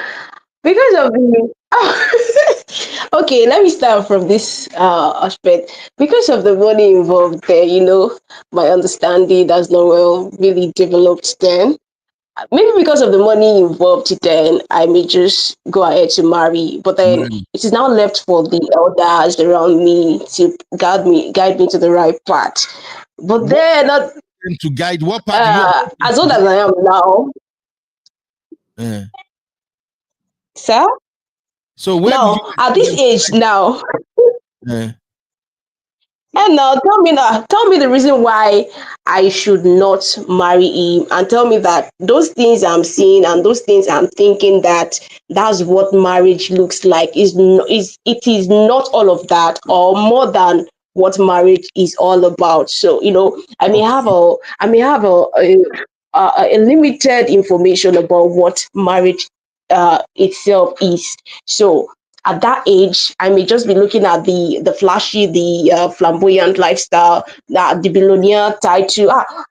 This is Ned Nwonko's wife, that title and everything. That's So in a nutshell, at that 19, title and that fantasy that comes with that billionaire thing.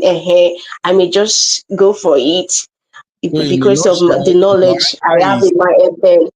yes. You will marry 65 years old man at 19. Period, right? Yes, yes, Okay. period. Thank you. Where the other Wahala Gen Z? Simbi, where you at? Uncle Beno, me, I'm not a Gen Z, I don't but care. the answer to You're your all Gen Z as far as I'm concerned. All of them, they behave the same way these days. Will you marry Ned Uncle Nwoko Ben, if you are 19? cap- Simbi, capital letter YES. Do you know what you I'm will marry saying? him. YES. Yes.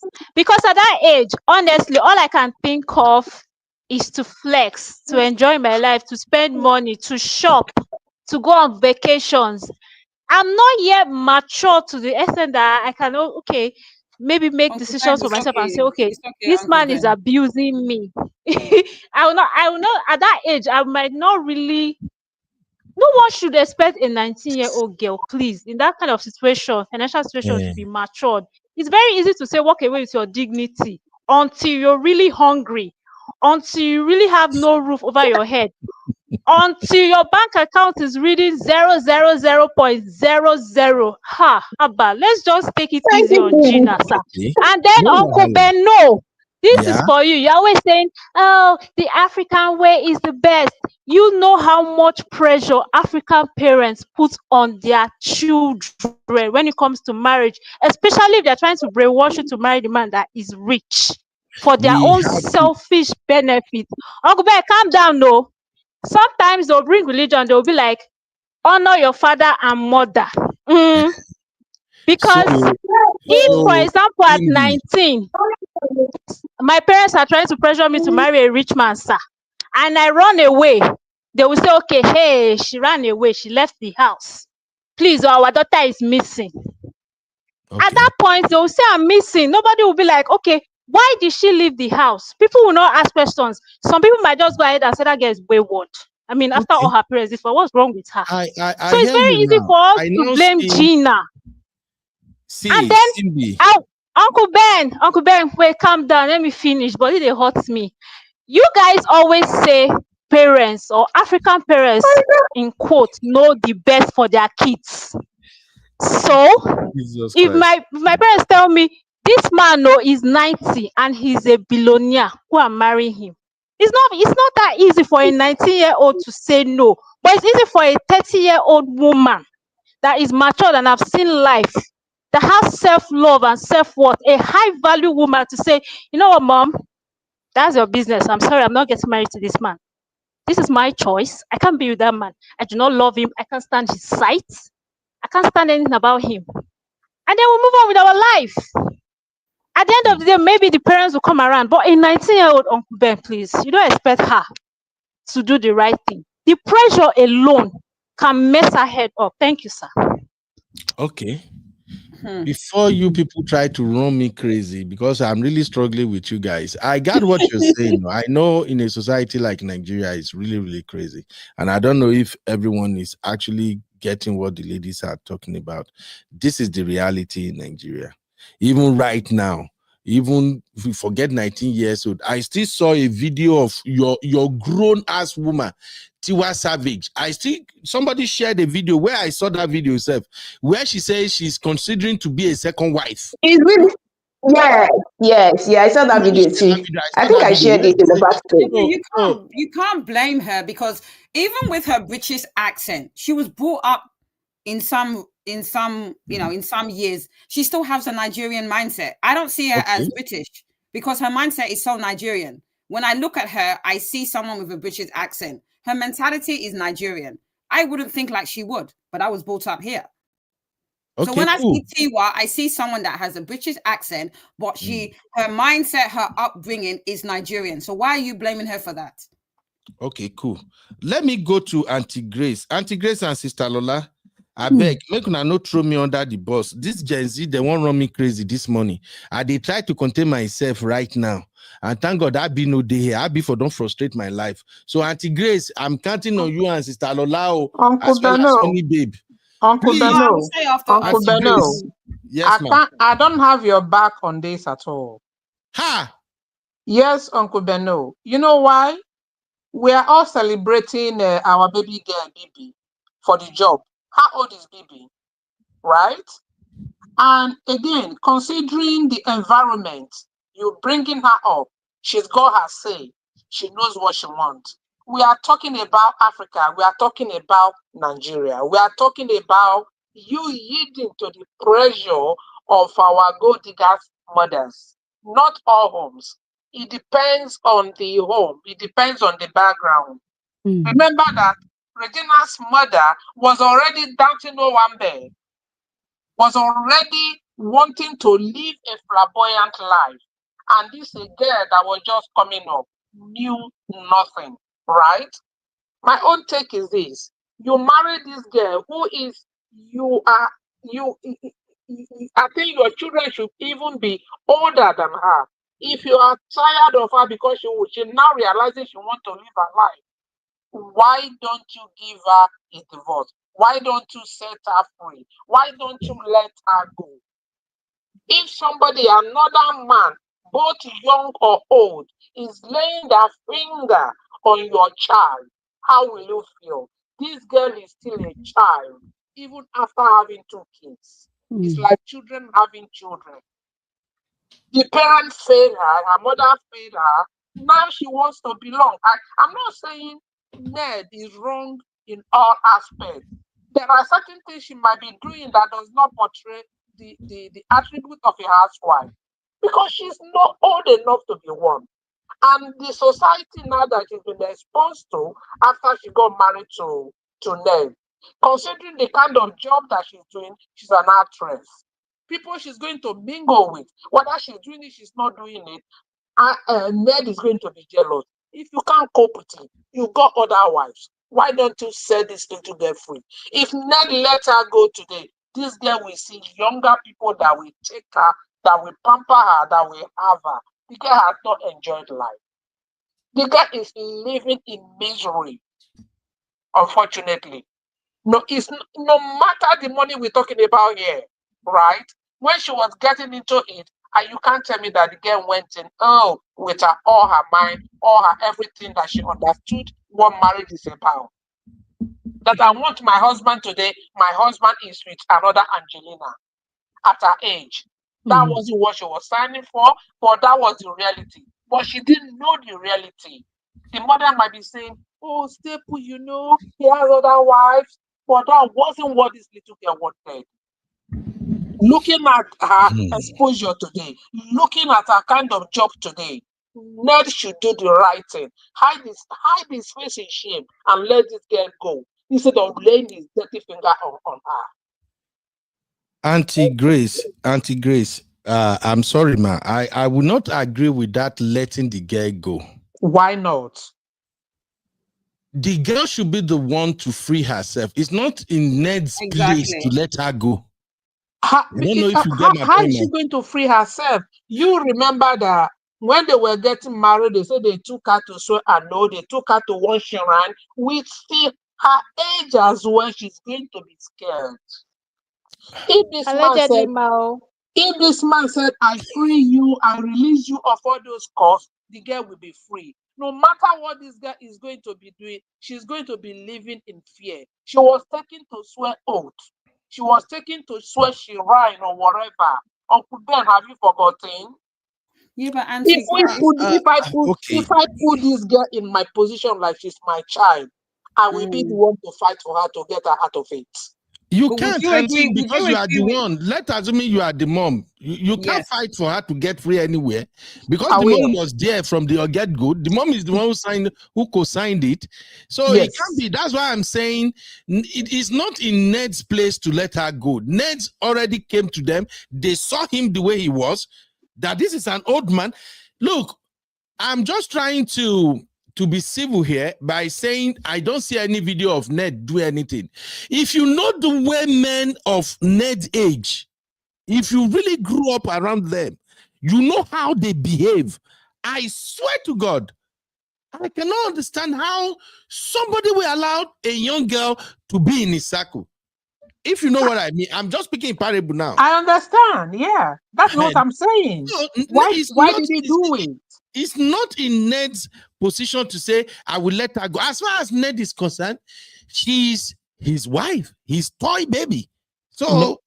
I hear you, Auntie I Grace. understand that this girl had tried severally to go, but Ned didn't let her go because she's under oath. She's under oath. We are not there, man. We can't prove that. We are not there. It's just a speculation. Well, but it is possible. But we all know that she was taken to swear an oath when they were doing their marriage. Well, I can't say that anyway, Auntie Grace. But please let me quickly hear other people. I appreciate that. Whatever it is, Uncle Ben, I don't have your back on this. Thank you. No, Auntie Grace, not the Gen Z part. I say I want you back me up. Those Gen Z, you know how that they reason. This is where I'm expecting them to be smart now. No, Gen Zs are telling you that at 19 they will marry due to pressure. There was one Abby posted at the backstage today. A 19 years old, people were advising her to run. I make only one comment. I say running away will not even solve it. She might run into other problems running away. It's the parent that need to be educated to let this girl live her life. That was my comment. Okay. Please let me just quickly move this around. All right. Thank you. Thank you, guys. Yeah, thank you, ma'am. Yeah. Sister Lola, being my chief guest today, just real quick, do you agree with my younger babies in the house with their Uncle take Ben, that they please, would I have just want to married at say, that age? Uncle Ben, just want to say that I'm here. Abby. Well, I come from blood of Zachariah. But let me hear from Sister Lola first. Sister Lola, do you agree with these young girls that they would have made the same decision at age 19 to marry a 65 years old man? Absolutely. You agree? At that, I agree with them because, I mean, we know what, the culture is like in Nigeria. And the thing is, at that age, you really haven't got agency. So you find that the girl child is more than likely going to try to appease her parents or whoever it is that is asking her to marry the old person. They also will not be aware of what they're signing up for. They would have been sold a pipe dream and they're thinking, oh, this is how it's going to work. They get in there, they see that it's totally not what they've been told. But then, of course, it does take some time for them. They have to live it, experience it, and then grow out of it. Now, Ned knows this. He's an old man. He knows this. She is at a stage whereby she clearly wants out. But his pride and what he probably thinks he's bought her, which he's quite right, unfortunately. It's a transaction. So, but then the thing is, to be honest with you, I agree. Her parents failed her. The adults around her at that time failed her. And yes, at that age, 18, 19, listen, at the age of 18, 19, I was going to uni. I was thinking about how short the skirt I wanted to wear was going to be. I'm sorry. Exactly. I wasn't thinking about some marriage or whatever, settling. I wasn't thinking about that. But then I was lucky to be in the position where I didn't have to consider that. We have girls who don't have that option. Sister Lola. Are you saying this, Sister Lola, because you are a woman? No, it's just the way it is. But that's not for Sister Lola, that's not for everyone, because I'm tired of this excuse because she wasn't for Nigeria it is. Yeah, but she was not broke. She was working as an actress. Yes, she wasn't broke. But you've also got to remember that she had her mother whom she trusted. And this is the problem. It's about home. Unfortunately, this is what happens when you don't train, you don't have the right values in your home. Because from what I'm seeing, the mother loves money, and she educated her daughter to love money as well. And you end up the result of what you result. There's many girls that are in the same situation and will say no because they are brought up the right way, and the parents. But then who is at that time, that child doesn't know whether it's the right way or the wrong way. They just know what they know. That's why you have a mother that will set you straight. There's fine. Yes, but if the mother is of that same mindset, how is she going to set you straight? Because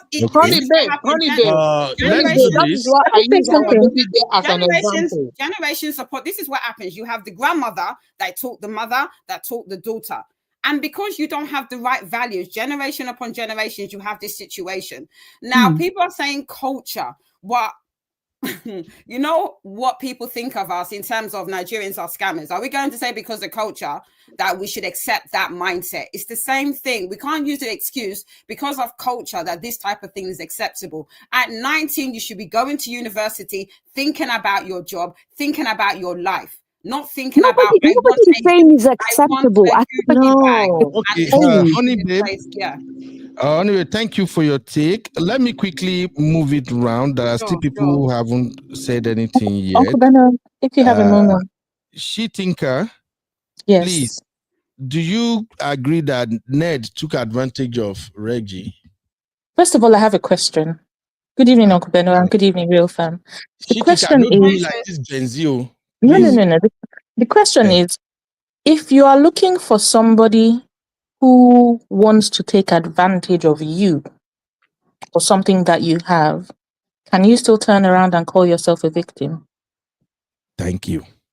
No, that question works both ways, Uncle Beno, before you thank me. Because Paned is if you want to be a polygamist, right? You can look for women in your age range, look for women in your mind range, in your experience range.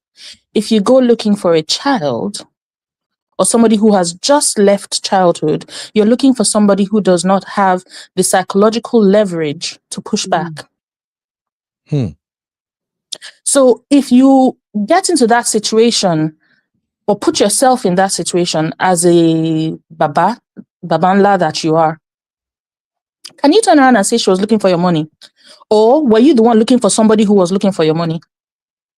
Because you might know that people at your psychological level might not want what it is that you're offering. Or, you want to look at it like, for instance, Diddy. Can Diddy say Cassie took advantage? Okay, that's different. Diddy, let's not say, I'm just saying in terms of power imbalance, there's a clear power imbalance here. And a number of things can be true at the same time. So first of all, we're looking at the fact that unfortunately her parents did not pass down the right values to her, because contentment should be taught. It should be taught. And if her parents didn't have it, then they couldn't pass it down. And if you're expecting that from a 19-year-old who does not have enough experience from this world, we're expecting too much. And it's not fair. So we're expecting this 19-year-old to be able to stand up to the parents who brought her and who can use emotional leverage to manipulate her.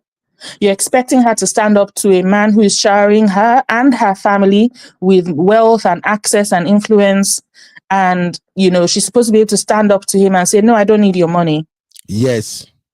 Now, the thing is, as a 19-year-old in the situation in which, unfortunately, Nigeria is right now, as much as there are many 19-year-olds who will say they are not interested, there are, oh gosh, it's like looking for a needle in a haystack. So I think that in all these conversations that we're having, we cannot place blame on Regina. She was a child. She had just stepped out of childhood. that conversation may have started when she was a child. The negotiations may have started when she was a child. And from what Auntie Grace was saying, we did see photos of, apparently it's not, I don't know whether she saw an oath in a shrine, but there were photos around the wedding, the time of the wedding on social media where she was wearing some wrapper. There's this thing in, apparently in some parts of Igbo land where you join a thing when you get married, where you put, there's ivory put on you, and one of the oaths is that you can't get divorced. You can't leave the marriage. Yeah, of course. Now, we saw photos of Regina and the other women in that thing where she was wearing the white wrapper and she had the ivory bangles put on and all of that. And apparently they all contribute towards each other's funerals. So it's a respectable community or society or something like that. From what people said at the time on social media, allegedly. But it also comes with certain limitations, such as you cannot leave your marriage. Now, the thing where people say divorce is not an option is one of the stupidest good sounding things that we say in Nigeria and in Nigerian Christianity. Because if some divorce is not an option, then what is the thing what's the impetus for good behavior in marriage?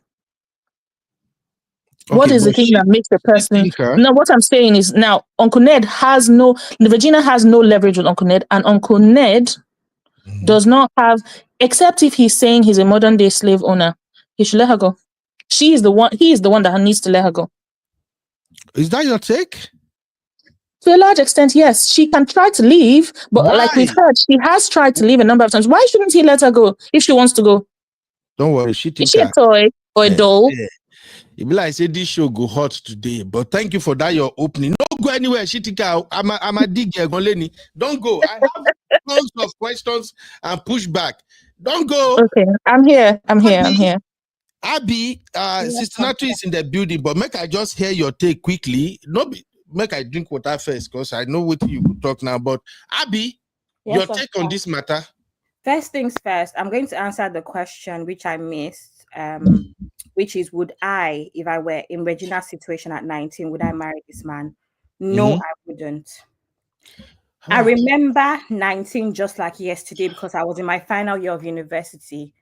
I remember, I'm thinking about all of the adults I had around me, my parents. My dad is a soldier. Even today at 28, I cannot make that decision to marry Paned. Not talk of 19. The values and the morals I was brought up on, I just cannot see a world where that would have been possible. It was just, I was not brought up in that sense.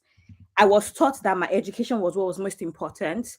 I had to do a couple of things. I'm the sort of person that my parents wouldn't even have approved of me getting married at 22 or 23, not to talk of 19. So I can boldly say no.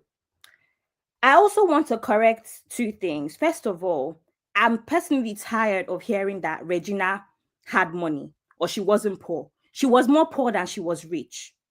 Even today, we hear the budgets that they have for Nollywood. The likes of Ruth Kadri and Omono Boli, their budget is 10 million naira, and they have 7 actors on set.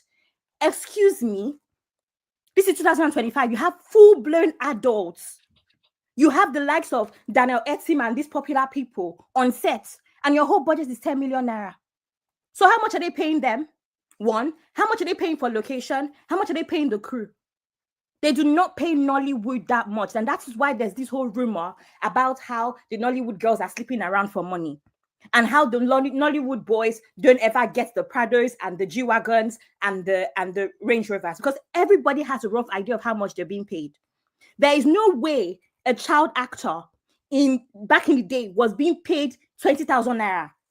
Quote me anywhere. There's no way. Because let's be honest about that industry. There was a very high chance that they were also offering her the idea of, you know what, we're putting you on the screen to become a bigger star. So this whole argument about she was being paid, she was on the right path. I don't know what money means to you or what success means to you, but that money will simply never be enough. There's no way. In a nutshell, you are saying you are not blaming her for marrying. No, I'm saying that at 19. I'm saying that let's just cut that off and not make it seem like she had such a bright future. I mean, it's not like she was a Disney star.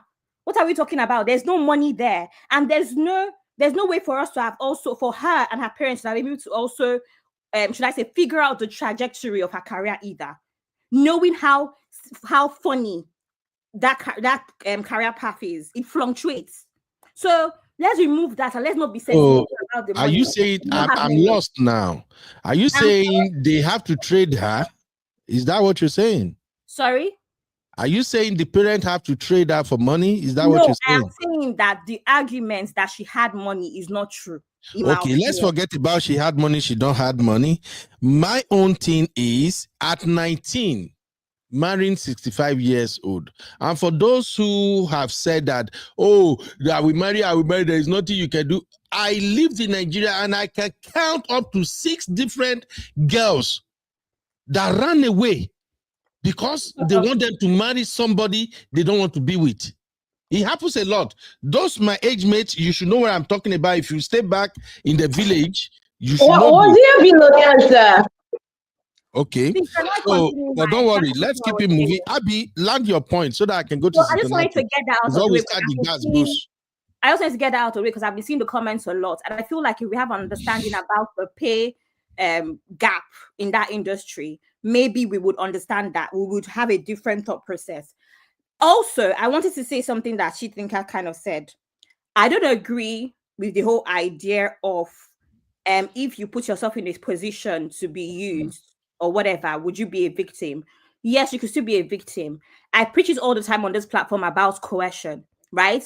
It's very, very difficult when somebody clearly has a lot more money. It becomes consent becomes harder. They also know what you're doing. I say this every single time. Consent becomes harder when somebody's in a position of power, whether it's financially, whether it's your boss at work, whether you're a politician, consent becomes harder. So I disagree with that. You can consent and still be a victim in these sorts of situations for that reason, right? Conclusion is, personally, I think Regina, in my opinion, could have known better, but we're all different. We say this all the time. One person could be 25 and not as mature as someone that is 19. Age is just a number. So I don't feel like it's fair for us to judge her based off of our own experiences or where we are at in life or where we were at in life at 19. However, the major thing here is that her parents indeed did fail her, right? But this is where I agree with Uncle Ben. She could have also had a better plan for herself. Let's be honest, it is 19. Most people were in university at 19. So that's what I'm going to say. Oh, my tofu. Sister Natu, Kukuma finish me first. But I don't even know where you stay now. Before I can predict where all my sisters then belong. But right now, this show, I can't predict anybody right now. Auntie Natu, oh, wait. Hold on one second. Is she think, are you from the north? Yes, I'm from the north, but my mom is from the south. Oh, okay. Oh. Hi, sis. How are you? I said I was gonna call you. People are having memory loss on this platform. This is not the first time we're having this conversation. It's Sinatra and Shippinka. Where I said Abby, you know what's happening to my brain? I don't know why you're calling me out. You see, it's gonna be your own family member that will be calling you out. Why are we having memory loss? Uncle Ben, it's gonna be your siblings that will be calling you out. Why is Abby calling me out? Well, we'll leave that. We'll go for class meeting. We'll sort this out in class meeting. No problem. I don't go put mouth for this one, Sister Natu, because anytime I be one my neck, I know they bail me out. But anyway, before you drop your take, make I introduce you to your sister. Sister Lola is actually from the north and at the same time from the south, just like she thinks. Really? I know Sister Lola. I went to school with Sister Lola. I'm going to send her a message on Instagram. Oh my God! Wow. I know Lola. I went to school with her. I told you this real family is something else. This real family is something else. Brother, your show don't become a reunion panel. Oh my God! Anyway, Sister Natu, marriage. So you know, yes, old. I'm from the north, and we have seen a lot. There's something that she think has said. Like I'll pick from what everyone said. There are some that I agree, and there are some that I don't agree. See, we are from the north. I have classmates that after we finish secondary school, they are people that they like. They'll just set dates for you. Do you understand? Abby is saying that at 19 she has better plans for herself. It's not everybody that has that privilege. Not everyone has that privilege. And like she think has said, you can't give what you don't have. Some parents, when they don't have that education on what on how to help their kids, how do they help you? Some people learn on the streets. That's just the pure fact. And in our situation in the north, we have very few cases where the girls run away because they don't want to marry. Some of them just do it because their parents want them to do it and they don't have a choice and they have to like succumb. They don't have a choice because they're gonna tell you you're the one that's gonna help your family. They use that one to brainwash you. And it's very, very, very, very common in the north. We that fall on the Christian side, some of us are lucky, some of us are not lucky because you see, one of my friends, Uncle Ben, my age mate, her mother told her that because all her friends are married and she's not married, that she should just get married even if she's not happy. My age mate, this is not Gen Z, my age mate, we are the same 43. The mama tell and say, make she just marry, even if she's not happy. Let's just say she's married. So you can imagine that thought. And then on the other side, me, I'm here, my father is telling me, oh, don't rush. Home is always open for you. Take your time. I just want you to be happy before you go. Don't think because all your sisters are married, you're left behind. So some people have that privilege, some people don't. Honestly speaking, even among my cousins, I have the people that don't have that privilege, but we do. So in Regina's case, we might say, well, 19. I told you that one time. I said my younger sister that I'm like 6 years older than her. When it comes to marriage issues, she's more mature than all of us. We they learn work from her hand. Now she first married before all of us. Now my younger sister they teach me say if you dey fight with the man, if you dey vex, if they call you, no pick phone, leave her. Make you give you like 20 missed calls. After like 10 missed calls, I just pick my call and say, what's your problem? My sister will say, drop the phone, leave her. Leave her till tomorrow before you go talk to her. Do you understand what I'm saying? So there are different levels of maturity. Regina might probably not have that. Her mother might have pushed her because from the rumors is that her mom likes money. So if you fall in that category as a girl from the north, your mother will tell you, you when you grow inside poverty, you won't go marry inside poverty. Good luck to you. You won't suffer. Like Regina said, she wants to cry inside Lamborghini. After mom will tell their daughter, you better go and marry that guy, even if you are suffering. At least you enjoy. One of our friends, they are like my sister that got married to one of the speakers in the northern state. I'm not going to mention so that I know go and Google my sister. She married the man as a third wife. She was working on her PhD. When she went to tell her elder brother, see the person that she's married, he said, are you mad? You grew up in a polygamous home. You saw what's happening in your house. She told her brother, all the guys that I'm seeing that are coming, there's no prospect to, and me, I will not suffer. Yeah, I've seen it in our house, but this one I'm going to, I know that I'm going inside money. So please leave me alone. Do you understand what I'm saying? So she probably didn't have that, but her mom and people around her probably tell her, say, oh, girl, now money, or this one probably goes soon buy, go. Let me tell you. And then again, I forgot who's made a submission and said, when you go and carry a small girl, you get whatever you get. Sanusi, the emir of Kanu, didn't he marry an under 20 girl? Let me just you guys what happened to him. I think it was last year. They said that the girl, he was supposed to sleep in her house. So you know how you have section for all of your wives. When is the day for her turn? You go to her house and go and sleep. He came to her house late and she locked him outside. A whole emir. She said that he came too late. A whole emir himself. She locked Baba outside. Say why Baba go come at that time to her house. Do you understand what I'm saying?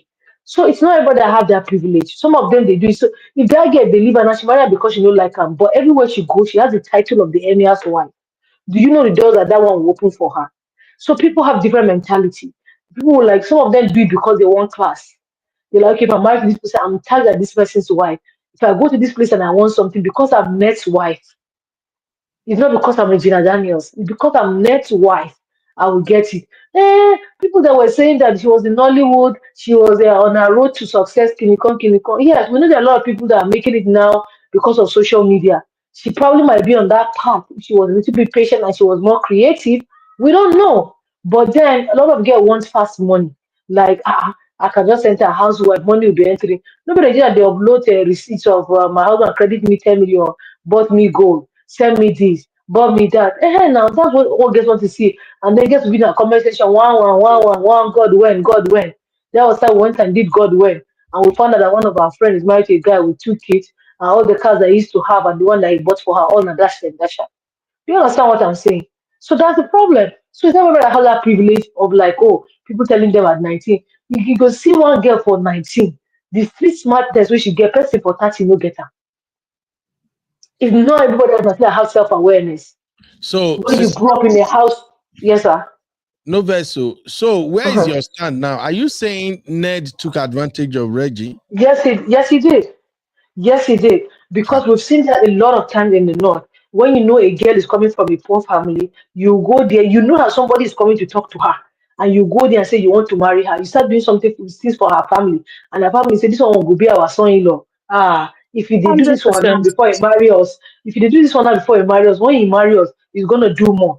Then they will say, ah, that boy when they come, leave him, you're not marrying him. I'm telling you, if your mom come up breast swear for you, you know they go follow you. You go say, ah, I have to obey my parents so that my day shall belong.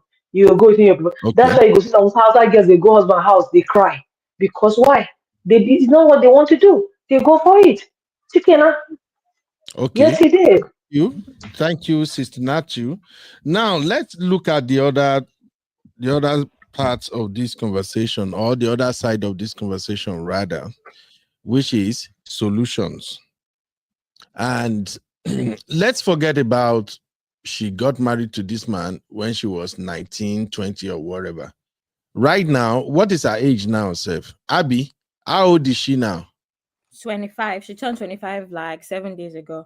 She's 25. So can we all agree she's a grown-ass woman now? No, Uncle Ben. What do you mean no? Uncle Ben, you are not. I see. Sanato just echoed what I said in a different way. When there's that, that's what we say. It's not by age. When there's that kind of setup, Uncle Ben, with how rich she is and all, she cannot fully give consent, which is why Auntie Grace also suggested. No. Wait, Abby. I said she's 25. She's a grown woman. You said no. That's the one I want to hear. No. Uncle Ben, please. Ben, not Abby, in sorry. this context. Not in this context. In a context where the guy is 30, yes. Not in this context of the man being this age and having this much money. 100 years older than her. 100%. She doesn't have the capacity to engage with him at the same intellectual level. So you can't call her a 25, a grown-ass woman in comparison to a 69-year-old grandpa. Also, she think also from what I've learned from the north, men like that, the reason why they go for younger girls because they want to groom them. They want to groom you. You're It's thinking to grooming be in and a certain kind control. of way. Uncle Ben, Yes. so and then in that situation, let me tell you why he's not going to free her. He falls under the WhatsApp group of men if I don't have her, nobody can have her. Did you see the post? He made a post on Facebook right now. Did you see the post? I sent it to you on WhatsApp. He made he post on that category. If I can't have her, nobody can have her. So that's why they will beat you and they'll give you money. They'll beat you and you see a lot. Do you understand what I'm saying? They groom you to think a particular kind of way. That's how it is. Okay, let me do like this. People will go day school and people will go boarding school. Not be the same. They are not the same. All right, Uncle Ben, remember I told everyone, you please let me do this. I don't want yell. I don't drink ice and water tire. Body they pepper me, but I don't want yell. Let me do this. I'm gonna put a break here, and we will begin to look at a way out. We'll look at the possibility of a divorce in this Regina and Ned marriage. Just spare me 1 minute. I don't want peace.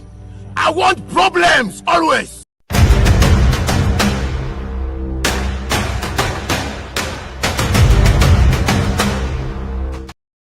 All right. Please, my sisters, we have a full studio, and usually we want everybody to drop their take so that we can round up on time. We are on 2 hours now already. And by the way, if you missed the first part of today's show, please go and replay. The first part was amazing. You will be surprised at the information we shared. For those of you who are single women and you needed somebody to step in, especially when your kids are male child and they needed a male figure, go and watch today's show from beginning.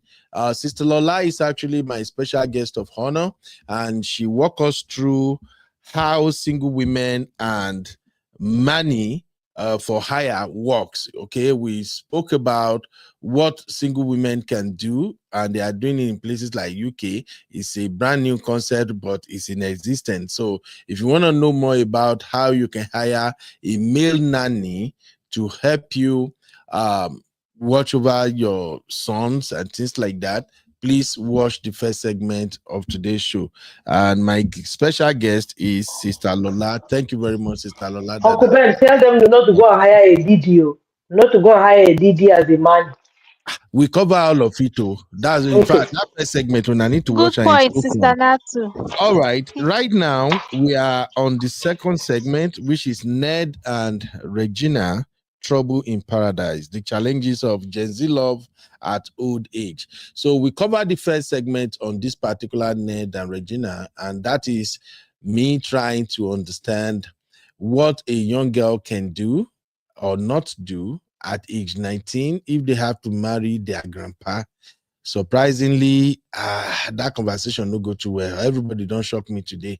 It's not what I was expecting, because if this situation is reversed, but maybe we no go there. You go enter another glass boost. I will keep that one till we won't finish. Maybe me and my sisters can fight.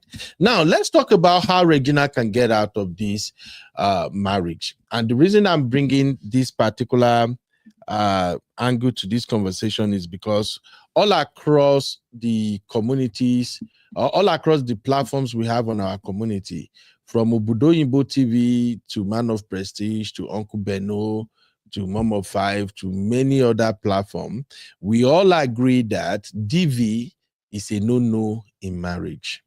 Yeah, Regina Daniel might have gone through a lot of stuff in this marriage that we are not aware of. And like my sister said, pointed out earlier, they can slap them and throw bundle of dollar at them, and they will come to social media, begin to twerk, and say, I'm in a jet, and you won't know.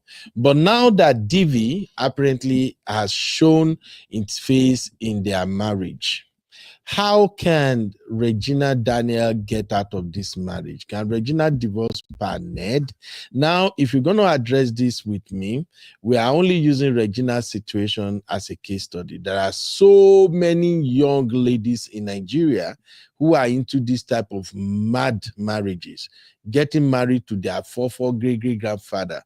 You remember the case of that Igbo man, Iwunyang or something, that Igbo man that trended about 2 months ago. Yeah, thank you.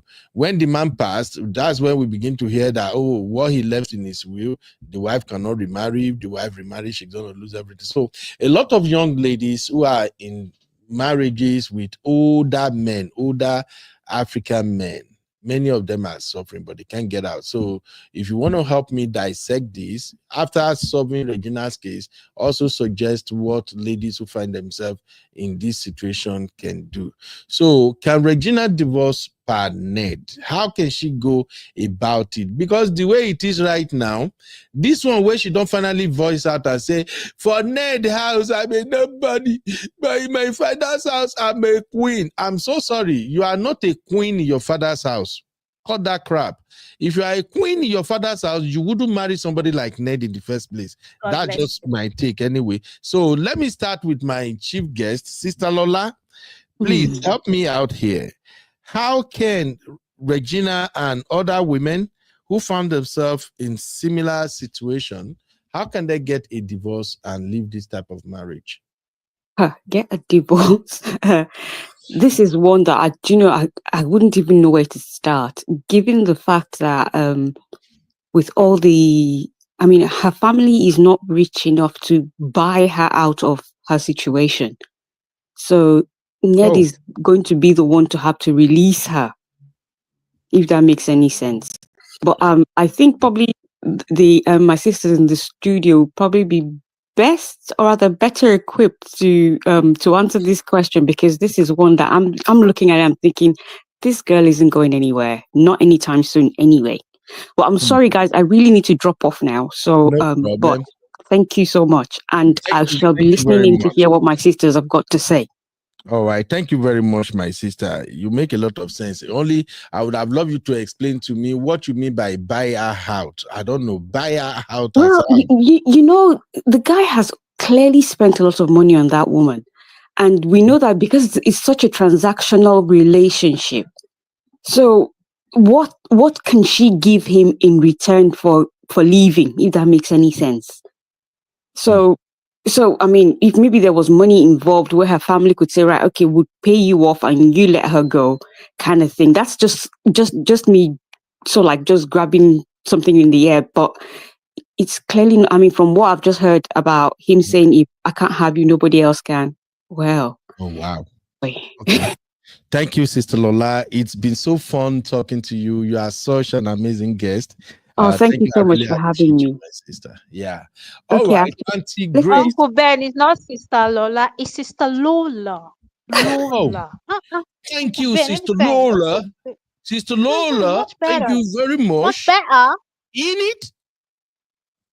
You should have told me, make I add in it earlier. You know, London people, in it. Auntie Grace, over to you, ma. How can this girl get out of this marriage? Because from all indication, I don't think this is going to end well. Hello, Auntie Grace? Okay, it's like Auntie Grace is busy. Let me go to Honey Babe. Honey Babe, any idea, any suggestion how she can get out of this mess? Can you people hear me? I'm out of the studio. We can hear you. Uncle Ben, I'm We can here. hear you. I can We hear can hear you. Okay, so Honey Babe and Auntie Grace, they are probably busy. Let's go to Shitinka. Anyway, out Shitinka. And Shitinka, please, I know this is you are a learned colleague. How do you people refer to yourself, my sister? Learned colleague. Okay. You know, Shitinka, you know I'm a traditional lawyer, right? So, oh, really? Yeah, Oh, I'm a wonderful. Nice to make your acquaintance, colleague. Yes, I got my why you the always believe Uncle Bell for this kind of thing? I got my LLB from Temu. See, I respect that. I have a lot of respect for that. It's a lot of work. I know. I know you paid a lot for it. I paid a lot of money for it. So, Shitika, please, how can this girl get out of this situation? This is crazy. Okay. So there are three things: strategy, traditional law, and then marriage under the act. Now, I don't think they were married under the act, which is the marriage please, where let you me go say to. that again. Simbi, can you put that in the banner? Simbi or okay, Abby is here. Anybody, please put it in the banner. You say first strategy. I said strategy, traditional law or traditional rights, and then marriage under the act. So that's legal marriage where you go to either a court or you marry in a licensed place of worship, such as a Catholic church or an Anglican church. And thinking those are the kinds of marriages that could apply. Oh, I could also say Islamic law because Ned is a Muslim, isn't he? I don't know whether there was nikah under. Yes, Ned is a Muslim. Yeah, Ned is a Muslim. Yeah. Are you kidding me? Nope. No, he's a Muslim. He's a practicing Muslim. Yeah. They play. So there are 4 levels upon which we shall make our dissection. There was no nikah. She thinks Okay. Thank you. Igbo wedding.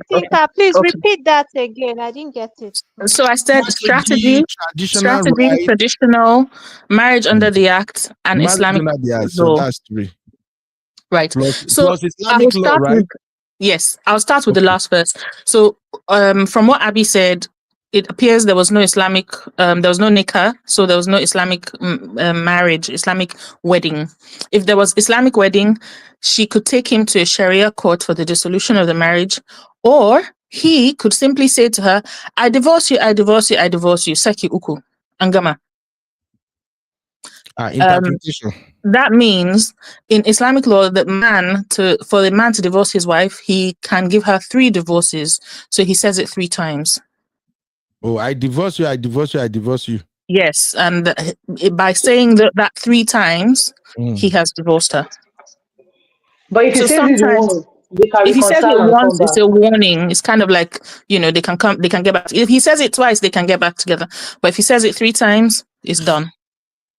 Now, for her to divorce him Islamically, she would have to take him to a Sharia court. And there are many grounds that you may not have considered under marriage under the act for which a woman can file for divorce under Islamic law. So if she's not sexually satisfied, she can cite that as a ground for divorcing him in a Sharia court and she will get the divorce. But we have been informed by Abby that there was no marriage under Islamic rights. So we're moving back. We're working our way back.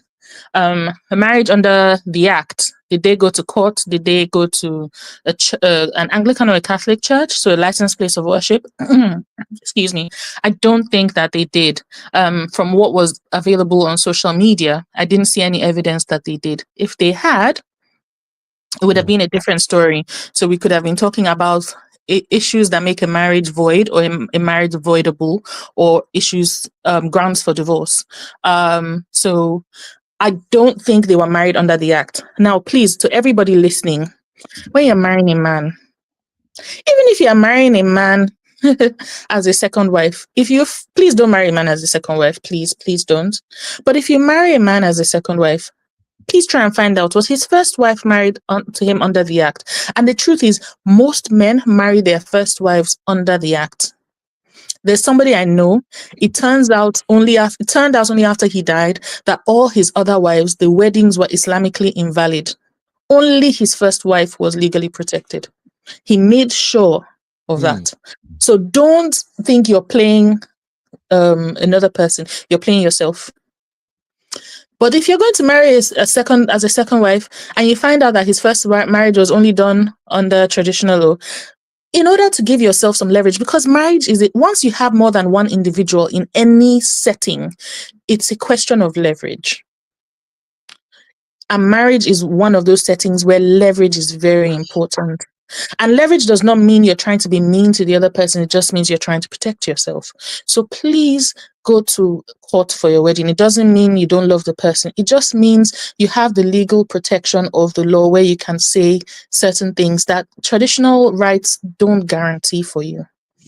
So we're going to leave that alone because we don't have any evidence that they got married in court or in Catholic or Anglican church. Working our way back to traditional marriage. Like I said, we talked about 4 things and we're working our way back from 4 to 1. So we're number 3 now. Sorry, number 2. We worked from 4, 3, we're number 2. Traditional marriage. How to dissolve a traditional marriage. Number 1 thing would be that her family would take the bride price and give it back to him and say, we're not doing it again. But the first thing we have to consider in the question of Regina, well, before we go to the things we need to consider, we need to also think about the fact that we were told that there were allegedly those rights that were done that make it impossible for her to divorce. So there might be other hoops and hurdles in addition to the return of the bride price in Regina's case. Now, we're talking about when talking about the return of the bride price, you have to consider, first of all, can her family afford the bride price now? What was the bride price in the first place? If her family can afford it, they just need to package it and send it back. If they can't afford it, they need to be willing to look for it. Now, if a family in the first place mortgaged their daughter for whatever financial gain they could get, would they be willing to do that? We don't know. If her family is not willing to do that, because the thing is, as from what I've heard in Igbo land, the return of the bride price is an event. So you can't do it on your own. It needs to be your people. Some representatives of your people have to come, and he needs to have representatives so that there are witnesses, and then the bride price is exchanged, is returned the same way it was given in the first place. So Regina is stuck with. That's why we were talking about Regina's family being the crux of her problems. Now, if you come from a family that is difficult, okay, that's at least try and have sense. Try and have sense in the sense that you might be able to find ways to put the money together and find one distant relative that can stand in for you, and then do it, and then have nothing to do with your family. But her brother seems like somebody who will stand for her. The question is, do they have that kind of money? Now, we've moved away from traditional rights, and we've also talked about the thing that was done or allegedly done, which we don't know, details of, and so we cannot say how that can be undone. Yeah. Moving away now to number 1, strategy. But somewhere in between number 1 and number 2 that we've talked about is the fact that there's somebody that put in the chat that Ned's village people or townsmen had said, oh, he didn't have any wife from his place, and so they wanted him to marry Regina because she's also, I think he's Delta Igbo. Yeah. So now it seems as if the whole town has stakes in the idea of Regina being Ned's wife. Again, for people listening, now this applies to you. Don't allow yourself to be a pawn in other people's interests. Marriage is too fragile an institution for other people for so many other people to have a valid viewpoint where it comes to whether or not you stay together or you don't. Your life should not be dictated by strangers. That I've seen somewhere that tradition is peer pressure from dead people. It's a statement that makes a lot of sense to me, because they may be saying on account of tradition, or you need to be he needs to have a wife from the village or from the town. Now Regina is married to him. Now these are people that are alive, but you're experiencing peer pressure from adults. That's a lot of pressure for a 25-year-old. That's an inhumane amount of pressure. So going back now to number one, strategy. Has this been done before? Yes. Was it successful? No. Case in point, Leila Nwoko. Leila Nwoko, according to social media and her own handles, left PANED a number of years ago. Quite recently, actually, maybe like 3 or 4 years ago. And she was out the house for, I don't know how long, a year, 2, according to social media. We don't know what goes on in their family. But she is from another country. So that is leverage that she has that Regina does not have. But I think if Regina is going to, yes, I was going to say, that's why I said, was it successful? No, because we don't know the reason whether he wooed her or he had more leverage on her than just the fact that she was from another country. Because bear in mind, she couldn't take her children. And her children were apparently, they look like they were quite young children. So she is back in the house. So that's what I was going to say, that even though she had the leverage of having a passport for another country, she still, for whatever reason, felt the need to come back to be with PANED. Now, allegedly, PANED has had or has other wives before Leila and before Regina. Yeah. Did those wives leave? How did they do it? Now, if you're ever going to be a second, third, fourth, fifth married wife, and that is not God's plan for your life, so I cancel it in Jesus' name, please don't do that. But if you ever are, and you don't go in respecting the people that you met there, you know how they say, be nice to the people you meet on your way up the mountain, you meet them on the way down? You will meet those people on the way down. Now, if those senior wives, if Regina was nice to them and to their children, we have no clue about that. So this is just pure speculation. They may be able to give her some tips in the sense that, oh, this is one way you can do it. Because when a person has stayed with somebody, only that person knows the pressure points or the negotiation points that can work with somebody like PANED. No, somebody from outside can never tell you, you do it like this, do it like that. It's not going to work. So strategy, she needs advice from those who've been there and done it.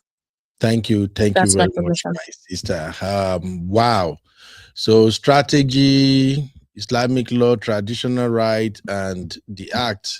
What was that? The act again? But there, marriage under the act. Yeah, marriage under the act. This thing is complicated. I will give my take when I'm rounding up. Thank you, Shitinka. Honey babe, are you back now? Okay, I think Honey babe is not here. Let me just remove people who are not in the studio so that we can move around and close on time. Okay. Yeah, Sister Natu.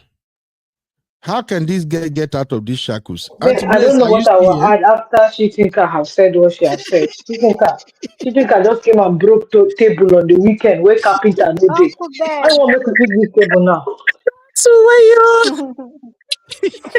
you come back carpenter, you're looking at a table. Why can I say that? How you talking? Sister Natu, now don't they speak Hausa? Before. Hey, make I wish Hausa I know now. Abokina. I used to know some before. But to be honest, right? How do we get Regina out? Shitinka has done a lot of justice. That's number one. Back in the day, there's no social media, and a lot of people get away with a lot of things. Right now, Pa Ned has gone out to go and put something on social media so that he will negate the story going round. And anyway, he's in the Senate. You understand what I'm saying? He's a lawmaker. He doesn't want his name stained. So anything that he will do to redeem his name, he will do that. So that's what he's trying to do now. And so how she can get her way out? She still have friends that are high and mighty in the Nollywood industry that can set her straight, that can help her. She has social media with a lot of followers. She can use her social media to make money, which a lot of people are doing now. That's why you see like a lot of these Nollywood actors and skin makers are making, when they tell you how much they make monthly, if they convert from dollars to naira, they are living large. She can do that. Which back in the days, like you have to go and beg this producer, beg that cinema, beg this one to put your video. No, now you can be making short skits and be posting online, be making money out of it. So even if Regina will work out with nothing, eh? If she's creative, I give her 6 months to bounce back. If she's the hustler, I give her 6 months to bounce back. But if she's the kind of soft girl, baby girl, I always want free money just to spend, she'll find herself in another man's net again. That's what's gonna happen. You understand what I'm saying? So if she is creative, she can find her way out. If she's not, I really don't know how she's gonna solve herself because she's still gonna be with her mates. That's Okay, what's gonna thank you happen. very much. One of my fear is that Padne did not marry Regina the conventional way. He married Regina traditionally. And as somebody who lived with all these uncles who live in the village and I see how these uncles often operate. If you are married traditionally to this old man, you are hooked. You are hooked. But anyway, let's keep it moving. Uncle Simbi. Ben, she think I said, oh, sorry, before she be talk, she think I said something earlier. See, tradition, all this tradition, they are man-made and they are also for poor people. You will know that this tradition, when you check something, they don't apply to rich people. Yeah, So whatever they are saying, some things that they do is not even real. They just make it to put fear in your mind and make you feel that you cannot do some things. Do you understand what I'm saying? Sister Natu, don't say Yeah. it's not real. Oh. Hello, Tradition. hello. I know I Hey, didn't say it's not, I said some of it is not real. Sister Some of it is Natu. just to incite fear. Uncle Ben, some Okay, of it is to let incite me fear. just ask this real quick, Sister I Natu. didn't say all of it. Do you believe Thunderbolt is real or not? What? What from that Thunderbolt. book? You don't know Thunderbolt? The Uncle Ben has movie. Americanized it. It's thunder, fire, somebody. That's what he's calling Thunderbolt.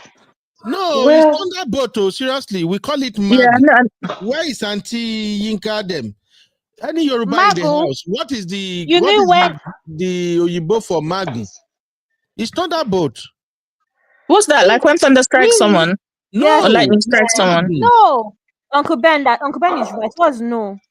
What Uncle is Ben it? is right. That's what it is called in English. She thinker is the thing is a kind of like juju or whatever, or It's I don't know Thunderbolt. Mm. that they You use. guys did saw that movie by Tunde Kelani, Thunderbolt. Go and watch it. Uncle Ben, it's even not the just even in the movies. I juju think it self, the happened in girl real who they life. catch. Okay. Even the But Uh, juju also, itself, the girl so who they catch. the thing what? about what Sister Natu said is that when a person zeroes their mind, the first thing, in fact, the main thing that will help what's her name, Regina leave, as Sister Natu says, is when she zeroes her mind and she's ready to drink Gary. The day she says to herself, head, this my head will not collect this kind of suffering. The day she says that, and she stands up and packs her bag and finds a way to get whatever bride price. Meanwhile, please, if you're collecting bride price, anybody listening, if you're collecting bride price with regards to your children's marriages, or if you're getting married and your father is collecting bride price, please don't let it be a big sum. There can be gifts those gifts are not the bride price, but let the bride price be a symbolic sum so that when it comes, if God forbid that it will ever come time to returning it, but if it ever comes time to returning it, you don't have to go and, raise hell and high water to find the money. If she finds a way to return the money to him and she says, I'm not doing again, and she goes and fasts and prays and, devotes herself to God and finds a way and she's ready to drink Gary, she'll make it. The first thing is her own willingness, and it takes a while. At 25, that's when your frontal lobe is fully developed. She has only just reached that age. Give her another 5 years. If this continues, if it continues from if what was alleged today, let me say, continues in another 5 years, as she grows and gets to know more of herself, She'll find a backbone. She'll find it. All right. Thank you, my shitinka. Let me ask my Gen Zs before they finish me here. Starting with you, Simbi, real quick. Simbi, what is the way out in this situation? Remember, you said you can marry 65 years old man at 19, but let me tell you, if you marry, wait now. If you marry an old man at 19, before you get to age 30, that marriage could not suffocate you. Even the bola no go bola again. So you want Uncle out by Ben, fire by force. So tell me, kind of family what I would be come your from, my strategy? parents would never even allow me to get married to But that you say kind you of will thing. marry now. No, Simbi, now when me with the Uncle fight with this Ben, yes, I know I said that, but I said that in a different context. You're trying to twist my words, Uncle Ben. this is where I don't get it with these young girls. We are on the same show here, Simbi. I asked you guys, especially you Gen Zs, I said, would you marry a 65 years old man, rich man like Ned if you are 19? Tosi, you, who else again? A couple of people in the chat, you say yes, that you will marry if you are 19. So now you are putting context. Okay, I hear. Anyway, how would you get out of the marriage? Uncle Ben, first of all, I want to say that the only way Regina will be let her go. Like I said, traditionally, she cannot leave him. It's a fact. I know it sounds somehow, but she cannot leave him. And again, there was this interview on social media. I don't know the platform where she was saying that he's kind of. She said that indirectly. He's in control of her finances, even though it looks like she has everything she wants. That man controls Really? how she spends money. Yes, Really? she said he comes on set, he collects her pay, and he shares the money to the crew members. She doesn't take a dime home, so she just acts for free. And we all know that that's not You a better large add sum. allegedly. I never heard that one Allegedly, before. oh sorry, I don't forget myself. Allegedly. Sorry. Shout out to Sister So Oyade. Welcome. Ma. All right, go on. yeah, so what I'm saying is she cannot leave. The only person that can free her is him. Please, let's not come up with all this. This is Africa at the end of the day, like Uncle Beno will always say. This is Africa. It's easier said than done. Oh, let her leave. Oh, this is that. Let her make her. No, it's not that simple. In this case, it is pretty hard. If he doesn't get tired of her and say, okay, I release you, she's not going anywhere. And No, let's not forget that he can't get tired of her, Simbi. Old men like that this, is they what don't get I'm tired. They saying. will, She's stuck with you him, Uncle will, Beno. you will That's it. stay You are married to making my them point for me, until they sir. die. Okay, but now what I want you to tell me is how, if you found yourself in Regina's shoes, after you have come out and say polygamy is the best in this world, you would rather cry in Dubai or in Lamborghini than in Keke Marua. What would you do if you found yourself in this shoe? How would you get out? Hey, Chineke, nice to fast and pray that the man release me. So you go We'll have remember to God. go the traditional route. Maybe Uncle Ben, this is what I would do. I'll go to my elders. First of all, my parents are there. Hey, dad, hey, mom, I can't do this anymore. Get them to support me.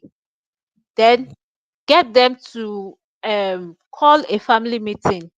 My elders will get involved. My village people, literally, my kingsmen and everybody will get involved. Let's see how they can support me and get me out of the marriage. Then there should be loopholes. What can be done traditionally to release me from this one? Because you see other talk of if she wants to leave, she can leave physically, yes.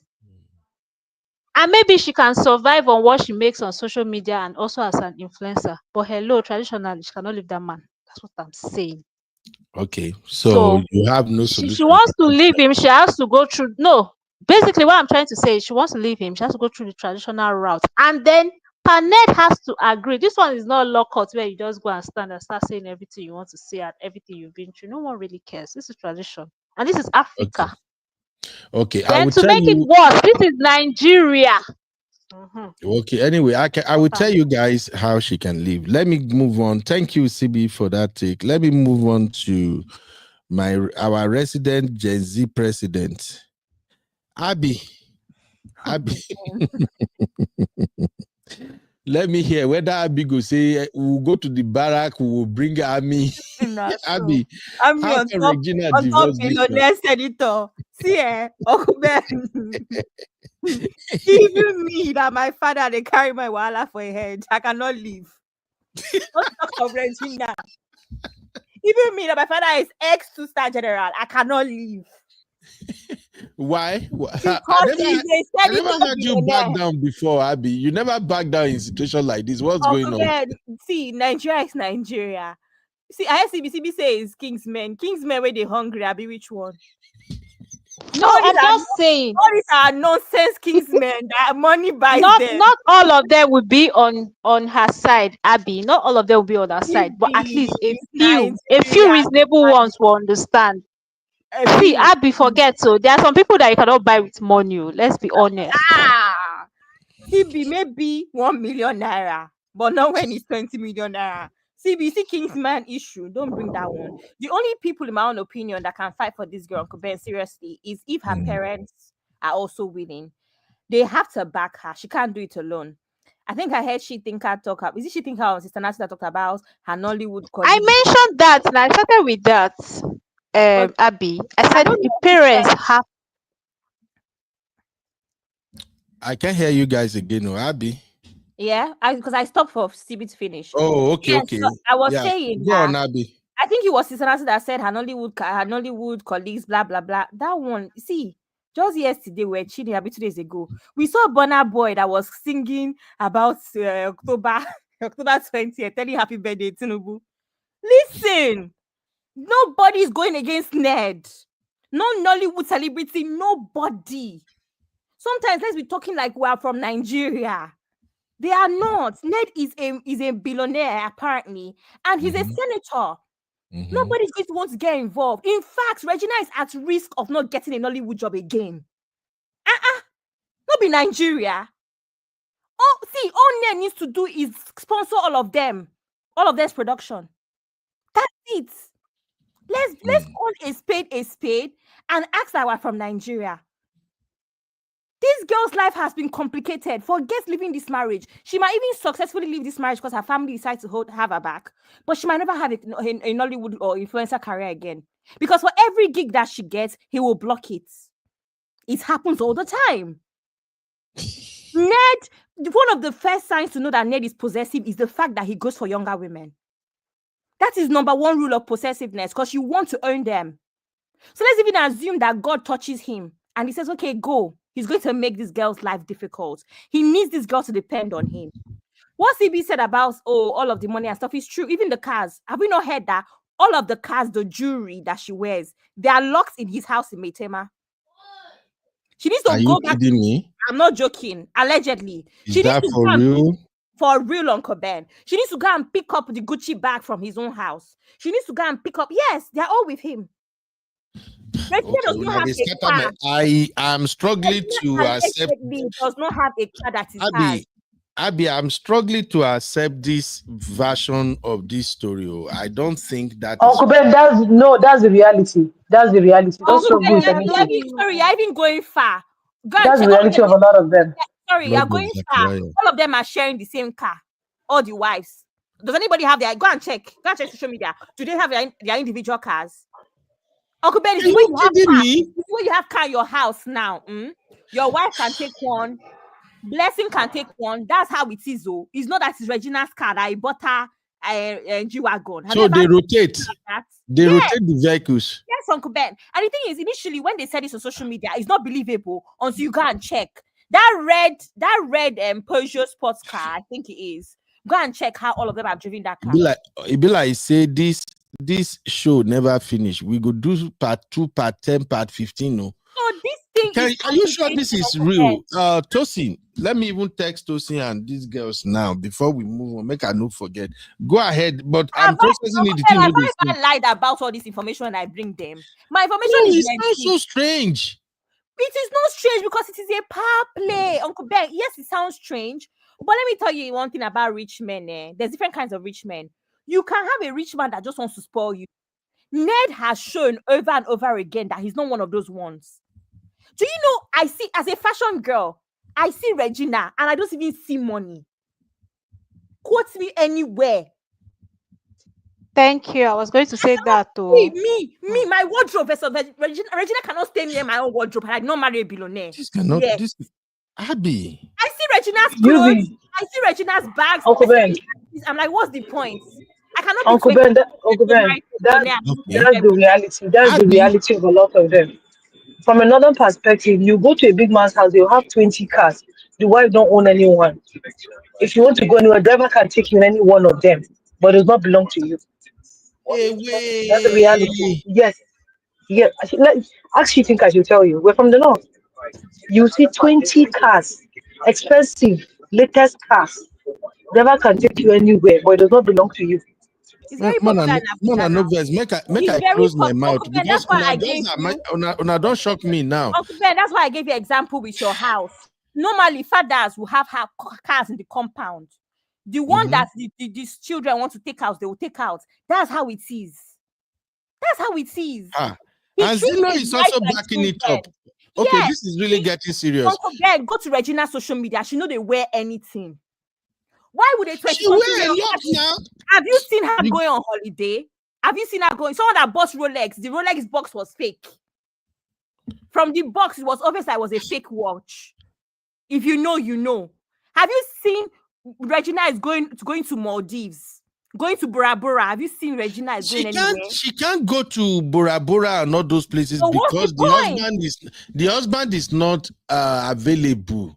Okay, now. My point is that as a young girl, what's the point of marrying an older man if you're not living, if you're not flexing? Only one Louis Vuitton bag here that even looks, the shape is off. Come on, Uncle Ben. My point is that if you're a young girl and you're married to a billionaire, the money will be showing if he's looking after you. It's not showing. Blood of Zachariah. Okay, Abby, here is what I'm going to do.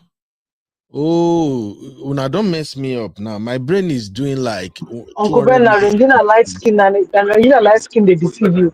They feel like say she they posh because she light skin. He didn't day. He didn't day. Is B-Flex still here? Abby, we've seen this in the north. This is the way you do the way you talk now, Abby. I think I'll put B-Flex on this. B-Flex knows fashion very well too. You don't see it. So I'll put out this. Uncle Ben, are you doubting Abby now? Are you doubting Abby now? No. I'm not doubting. I'm not doubting Abby. Abby, I'm not doubting you. The reason I wanted to put B-Flex on it is because she can help me gather those her videos, and then she can go online and get me comparison. I don't know none of this thing, honestly speaking. And the way you are saying it now, that's why my head they go round here. I've always thought that she was wearing expensive thing. Okay, look at this video now, for instance. This video was ready. You say? Go to the backstage. I just dropped one outfit. Why is the bag bending like this? Should I send you an original bag? This is a joke now. Look at Louis Vuitton bag. Is this a Louis Vuitton bag? Are we joking? So which people they use fake thing too? All the billion, all the flying. You didn't know? You didn't know before? Uncle Ben, you didn't see the video that somebody called AY out that he was using a fake, is it Gio or Gucci? I mean, remember? They called AY out. In Nigeria for crying out. What is wrong with people? AY was called out for using a fake bag. AY where you know. AY show. Now AY. At least AY is a celebrity. Regina is meant to be married to a billionaire. How will you marry a billionaire and you're using fake? And they're not even good fakes. This is the one they don't even try and go to China. It's straight from Turkey. Hey. Anyway, it's not even to call out for anything or anything. No. It's just to say that the marriage is not sweet. There's no point in being a 20-something-year-old married to someone that is over 40 years older than you and you're not enjoying life. That's actually my point. Okay, now, Mabi, if we have to go by this new angle that you brought into this conversation now, do you realize allegedly it's like we are painting a picture of a controlling husband? Because when you say she has to go, the picture has been painted already. We are not painting it. It has been painted. Exactly. It The depends. picture Your has been painted. to. You don't dry, Uncle sir. Ben, it's crystal clear. I don't think Crystal clear. so. And let me explain. I don't think so because I've seen Regina hang around other young men, go to clubs, do a lot of things. I don't think an old All man. those ones are acts of rebellion. Tell me why he's going to her set to go and collect her pay and share for people on set. What is he doing on set? Tell me, Sister T, how many times you go Sister T job? How many times? How many times you go your wife job? Go wait for her outside. When times they say you won't greet people with their job. Maybe if I'm Is Ned, that if not, I'm a billionaire, I feel do that. that isn't security. Forget about it. You don't get other things to do. Even if you're a billionaire, you don't get things to do. You go your wife job. Not so I may be able to defend that too. Maybe A he just do that. politician, no. He just do Politicians are that always very to busy. Uncle maybe Ben, you know here where don't go take travel with your wife or get your wife for hotel, go another country. Now when you reach, you remember saying that he and your wife travel. You didn't hear that really. one? I know here. Yes, yes, yes. Oh yes, oh yes. Una Hey, go this kill is me for this show want to be today. outside story. I'm from the north. Don't It's worry, we not have finger cockles. Yes, that's why don't go take no with any woman because the guy has no time. The women want his time, but he doesn't have it. That's why. That's why. And also talking about him marrying Regina because she's from his place. People from Yobe, from Borno, all those inner side in Nigeria, they Hmm. have that culture. If you're marrying a wife, you have to marry somebody from your place first. If you decide to do stubborn head and go and marry somebody from not your place, so you must marry from your place. And that one from your place, now then they go they consider saying that she be the real wife. They play. Huh. Eh? Okay, here is one thing that I think I agree on, Sha. I remember when I saw the video of Regina in the club. I don't know who remember that show. I stated something that day that when I see Regina, I see a girl who is missing out on life because of her age.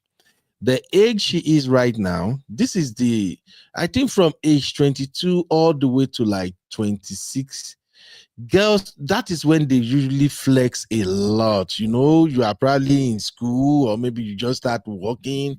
That's when you really do the lovey thing with your boyfriend and things like that. So anytime I see Regina's any of her video of she's in a club, I can sense that this guy is missing a lot. And one of the worst thing a young girl can experience in this life is to miss out on life itself. So I get it, but I just don't see all this other angle that you guys are bringing out now. But anyway, the conversation is how can she get out of this marriage? Now, if everybody have spoken, in my own last take, I will tell you how she can get out. And trust me, Paned will not like it. Maybe make her not even share and self. If I share how she can get out, if she go see Maybe they this will video, arrest you too, Uncle she Ben. fit They'll get give out in the you. next 3 to 4 months. Sef. Okay, But Ben. maybe make I Uncle just Ben, mind don't my say business. anything. Make Don't I say just mind anything, my business. please. But anyway, Sister Natu, how can she get out? Sister Natu, how can this guy get out of this Uncle mess? Ben, I don't think I should go get out now. We're in the social media age. You can cash out. But the one thing is that they said that she's married him traditionally. So that means that she cannot get married until they go and undo it. So what she can do, she can decide to say she wants to make a name for herself, start from the scratch. But like Abby has said, she'll know that she's gonna encounter obstacles because Ned will use his money to intimidate her to stop a lot of things. So she should be ready. She should be ready mentally, spiritually, and emotionally to face what she's going to do. That's number one. And also Number play the two, long game as well. She has to know that it's going to take a long time. yes, yes, it's not gonna happen in overnight. But like I said before, the reason why a lot of people struggle is because they don't have a lot of access. Now there are a lot of access where people don't have to go and beg anybody to post their movies. You can be doing stupid skits on TikTok and dress and be cashing out of it. It's Regina Daniels now. Everyone wants to follow her and see what she's doing now, what's up, who she's hanging out with, what she achieving, this and that and that. But I bet you on my life, Ned will come for her. That guy will not let her go like that. You People won't. like him, I've told you their WhatsApp group, they're very stubborn. If I can't have her, nobody can have her. That's their WhatsApp group. So anything that he can do. But the only thing that will hold Ned back is that Ned does not want his name to be stained as a lawmaker. So he gets something where he go, they do the pull back small. It's not like before. But now, anything where you do this social media, anything where you do this social media. And then he's now coming to debunk it after her brother has confirmed that it has happened. Because her brother came out to curse him too online. I was saying all of that. So it's going to be a long road for her, but she should be ready. Like Abby said, she should be ready to drink Gary. Make she prepare, say she will drink Gary. Honestly, Yeah, all she has to because prepare. of her. Okay. And She has to Nollywood will prepare. abandon her. They'll be threatened. They won't have a choice. Not because of what Because Okay. people will be scared to do business there because he will tell them that if you do anything with her, I will run your business down. they'll be ruining He it. will tell them. He'll be is this not Nigeria? He'll be intimidating them. So they will start avoiding her just out or just to save themselves, not because they want to. That's the truth. We are all from Nigeria. But Regina, she has the body, she has the face to make money. She can do different ads for This was a beauty bad idea, companies. Natsu.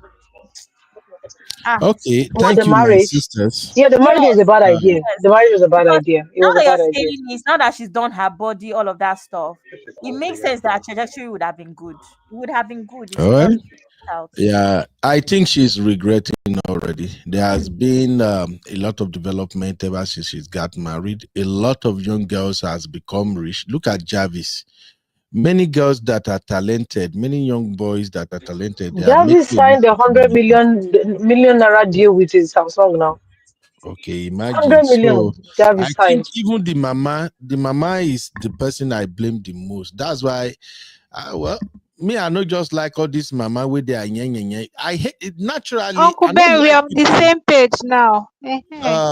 See, naturally, I don't like people that when they flash money on their face, you see their voice changes, you see their character changes, you see their behavior changes. Honestly speaking, this is where I have issues with a lot of people who are APC followers. All you do, just flash money on their face. You don't finish, they don't change mouth. Regina mama be like Omokri. Just give them the impression the money they give them a small thing. They go begin turn anywhere they want. Now, look at this video on the screen, please. Just look at this video on the screen. You see how this girl is, Regina, in the midst of these other young folks. You see how happy she is? How she show much flexing and doing all of that. Is that what a married woman does? Uncle Ben, what does that got to do anything? No, you won't understand. I'm No, I just trying to understand because paint any the married woman picture can that do this too. this girl is missing out so bad.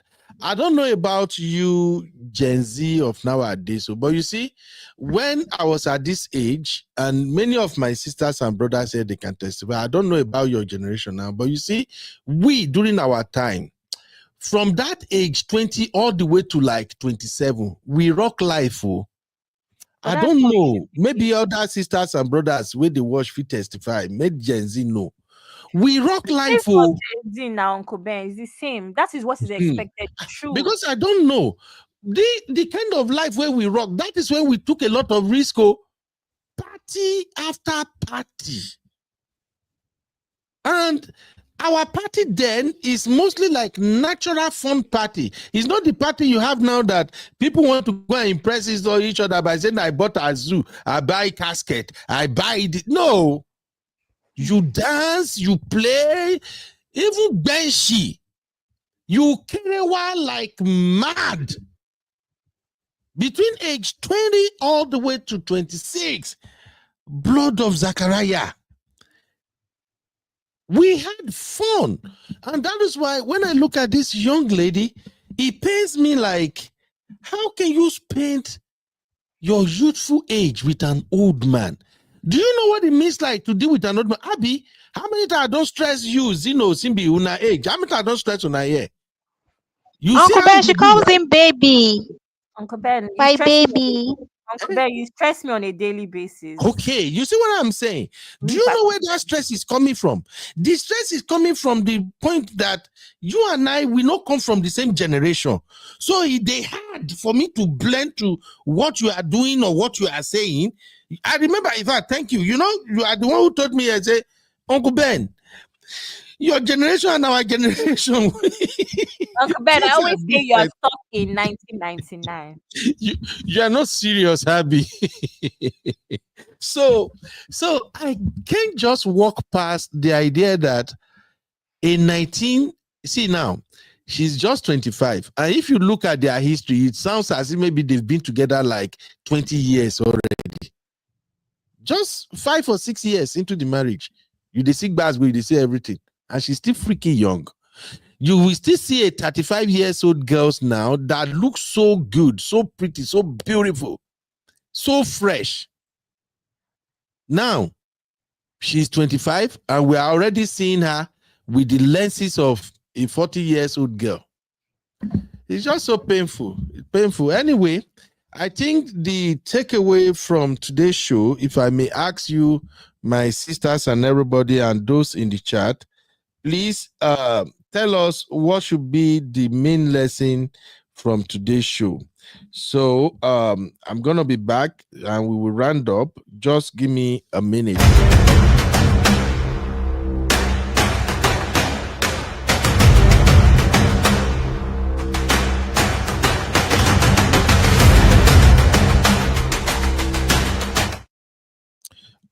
All right. This is the final segment. We've done 3 hours already, and thank you. It's a very entertaining show.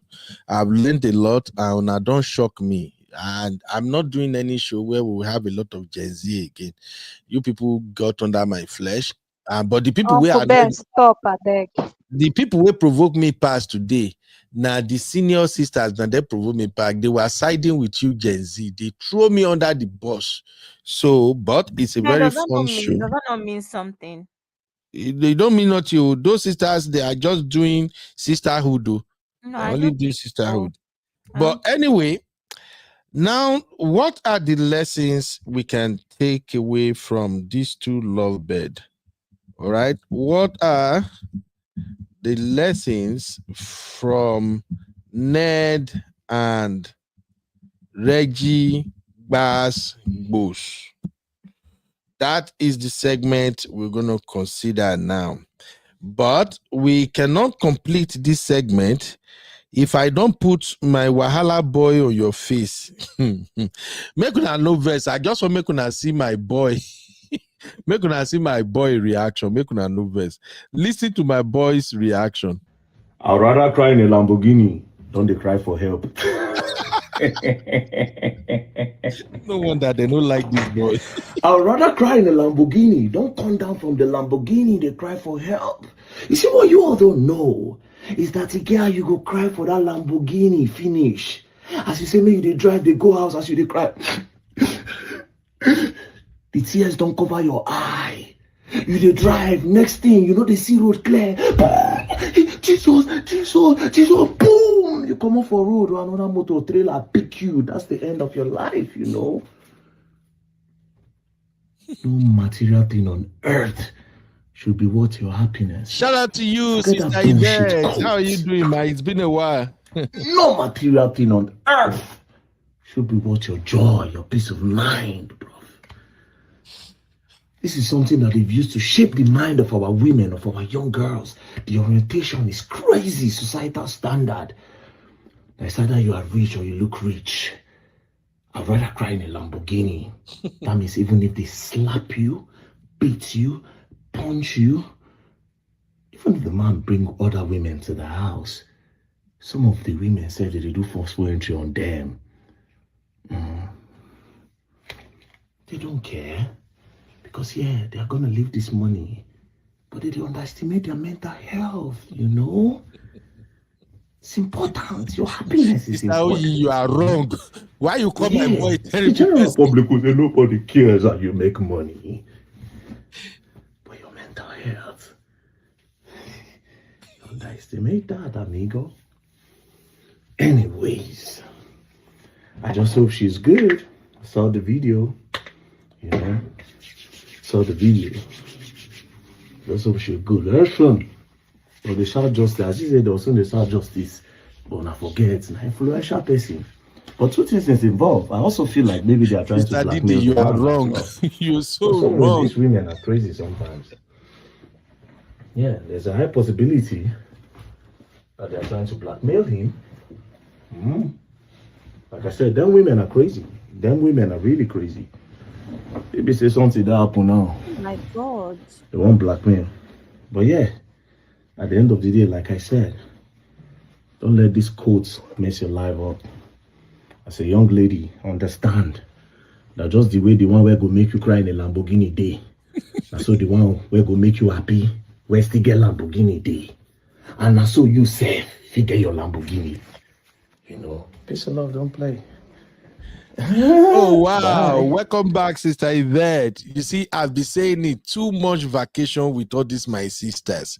What can we do to stop you ladies from going on vacation, Sister Yvette? Somebody. You say? How would you want to stop somebody from enjoying, Uncle Ben? It's too much. Una too they go vacation. That's monitoring spirits. Now they make us the jealous. Anyway, ladies and gentlemen, please, give it up to my boy, Very Dark Man. And Very Dark Man actually has a point too. Maybe we no lie. Very Dark Man has a point. His delivery I is would not rather cry. You say what, Abby? His delivery is poor as always. But I was gonna say that he has a point, but why is he laughing? Why is he mocking her? I cannot talk. He's not mocking her. That's exactly what it is, Uncle Ben. No. Uncle Ben, Even just me, I was on. laughing when I saw the video. Does that mean I'm mocking her? Is Uncle what Ben, everybody expects is going to happen. Uncle Ben, he's consistently like this when women are involved. Uncle Ben, let's not argue. Let's move on. Let's analyze it. You know, we'll not agree. No, we'll not agree on VDM matter. So it's not. Let's not talk about it, Uncle Ben. Uncle Ben, let's put it this way: if Gina was 30 and she agreed to marry Ned, and he made this video and he was laughing, maybe I won't be so upset. But hello, she was pretty young. Look, as long as it's a woman involved and money is involved, you know, VDM likes that narrative of money and men and prostitution and women. You know now. No be today. We know VDM very well. I beg. He's acting as if he did not. Narrative. It's the best narrative for him. He loves it when women are concerned. He loves it. Okay, you people are getting emotional now. Let me show you what G boys are saying on Twitter as far as this case is concerned. Are you ready, ladies and gentlemen? Boys are already. Abby, what do you call those boys? You say they are troublemakers on Twitter. I know the banger boys, right? Okay, I know D we call them +234 boys. So the guys have started. This one said, Regina Daniel, don't tire for old prick. It's our time, boys. Oh God.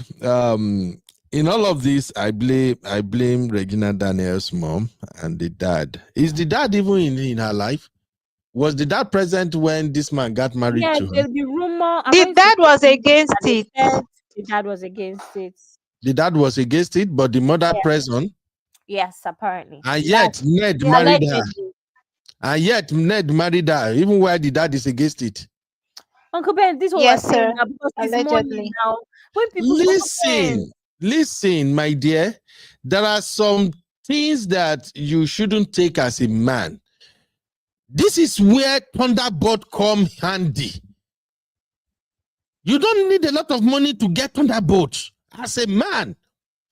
A 65 years old man, 62 years old man want to marry your 19 years old and you are opposed to it. And then your wife say she get married. Go ahead and say yes. Come and marry my. I swear that man go cross Thunderbolt.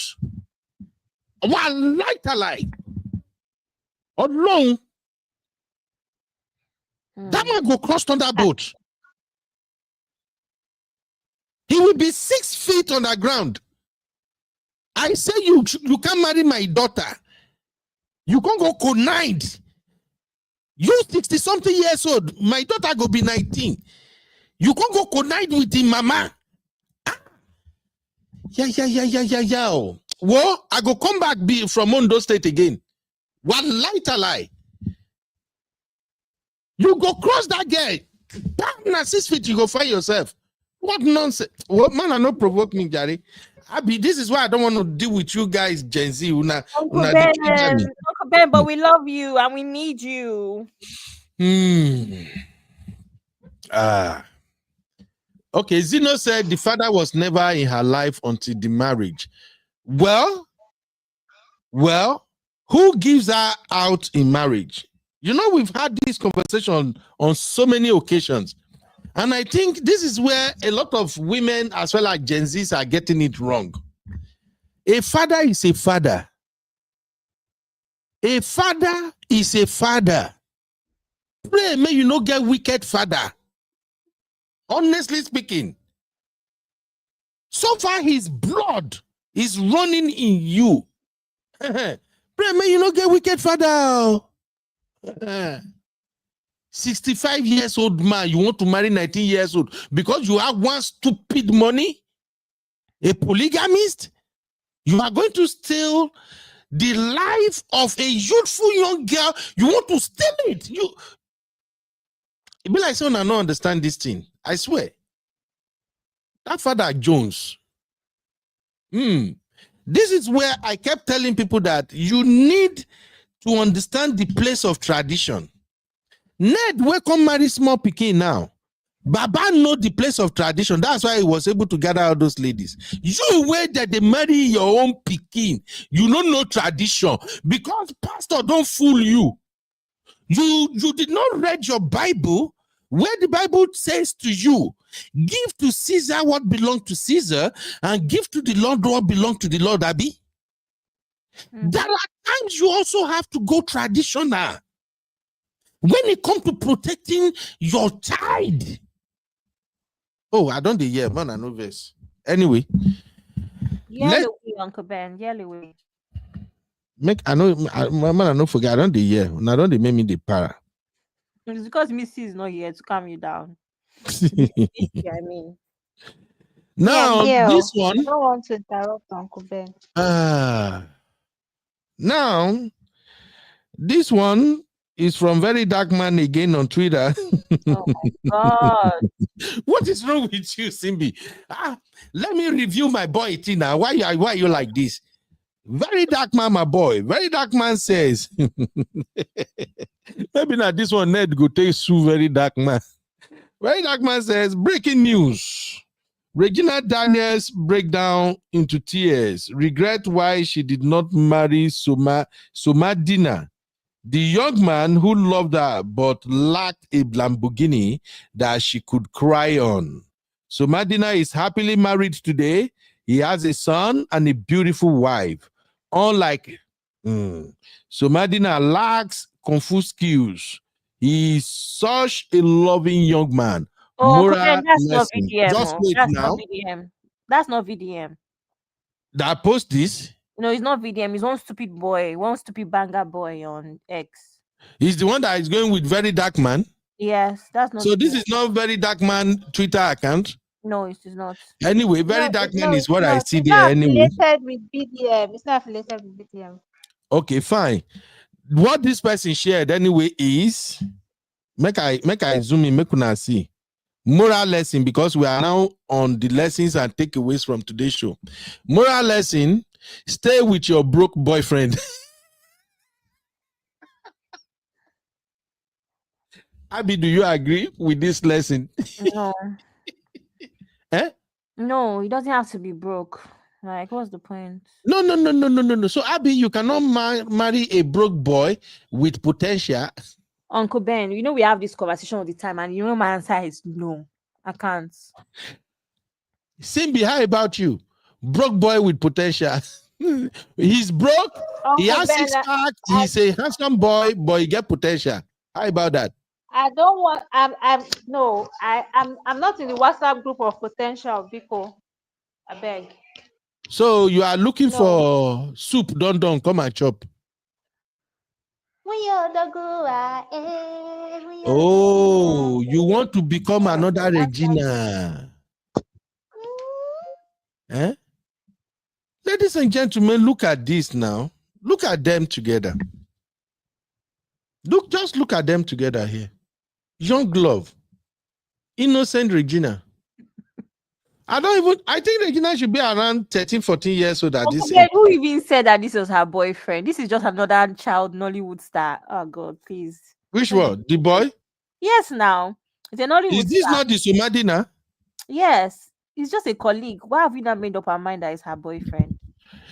You don't start, Abby. The word in the news is this is her boyfriend. It trend well. As soon as Uncle Ned snatched her. It's the same way that they have paired everybody. Anytime there's any of these things, don't they pair actors and actresses all the time because they have a relationship? Abby, What's the name of that guy? Uncle Ben is right too. He's not. Ben I'm is not saying right. he's right or he's not right. I'm saying the internet is. How do you know? The internet may not be right. It's the same way they said Maurice, Sam, and Pearl Watts are together.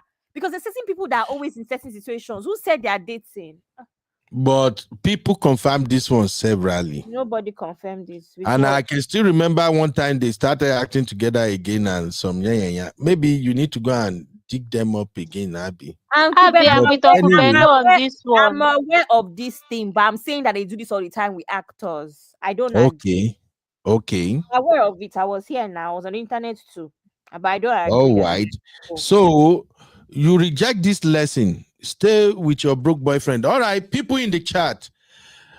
Considering Regina's situation, would you advise that a guy should manage with their broke boyfriend with potential, but the age gap is not that wide, Let me know. If you vote for stay with your broke boyfriend, drop a 1. If you disagree, drop a 2. Abby, Simbi or Abby, can somebody put it in the banner real quick? That was if you agree, drop a 1. What are you? If you are, what do you want to write? Stay with your broke promising BF. Maybe I know put them where I'll be put them. May you highlight them. So if you think it's better to stay with your broke but young and promising boyfriend, drop a 1. If you think nope, keep it moving. Don't stay. Drop a 2. Why is Zeno the first person to drop 2 here? Zeno, what is wrong with you young girls? You people don't have patience. I swear. Thank God I don't grow up for my generation. I for no see wife. The way on our system they wired, I no go see wife. Una no get patient at all. Broke boyfriend is different from struggle love. Broke boyfriend and struggle love is not the same. A boy can be broke while in school. A boy can be broke while he's a fresh graduate looking to settle down. You say what, Simbi? Uncle Ben, it's bad enough that a guy is broke and then you add ego to it. You're in trouble. That's a very, you see, very, Ashley very don't show up. So you want to tell me you see a boy who is tall, he's 6 feet, dark, 6-pack, muscles, looks sexy, speak good English, but he's about to graduate from school and he has a very, very good, promising career ahead of him. You won't marry that boy. You go and marry one old man with jet, Abby. You go to do yodogun. Uncle Ben, wait, hold on. Back in the day, like you said, maybe during your time, it was not hard for women to stick with potential broke boyfriends with, promising future. But you see the generation after your generation, they will say, well, doesn't matter. Those are the millennials. I had nothing. Yes, that's the Those are the millennials. Yes. You will say the entitled generation. The millennials, they are entitled generation. Oh, many of them are so entitled. Some of the millennials are princesses that will say, you know what, just because it's stayed does not mean that I cannot marry a second wife or that I'm not polygamous in nature. They like to play the polygamy card when there is money. They like to play that card at the end, and at the end of saying things like, at the end of the day, we are Africans. Yes, I'm allowed to have more than 2 or 3 women in my life. You cannot stop me. But when she was there alone, you didn't think about another woman. So this generation, I've discovered that if we stay, they might end up not, valuing us and giving us the life that That we, you want. expect, So that that is we why you're not want, staying. yes, or respecting us. What's the chances that the man will not wake up one day and say he's polygamous in nature, and then suddenly remember that he's an African, when the Bible says two become one, not three become one? So they Okay. like to play that. All Okay, right. look at you. Okay. All right. Dami Foreign said, I would rather cry in a private jet, but small bars boost. You run commode for house. Regina Daniel, no go keep person.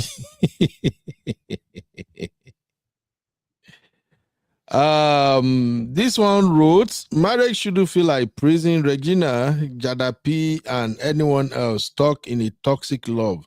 Leave, walk away, choose you this time. Iyabo Ojo urges Wizkid, Baby Mama, and Regina Daniel to leave their toxic marriage on Snapchat. Now, I am sorry to say, team Iyabo Ojo is not in a better position to advise anybody on this one. Maybe that will be a show for another day. Iyabo Ojo lead, may we not even go there.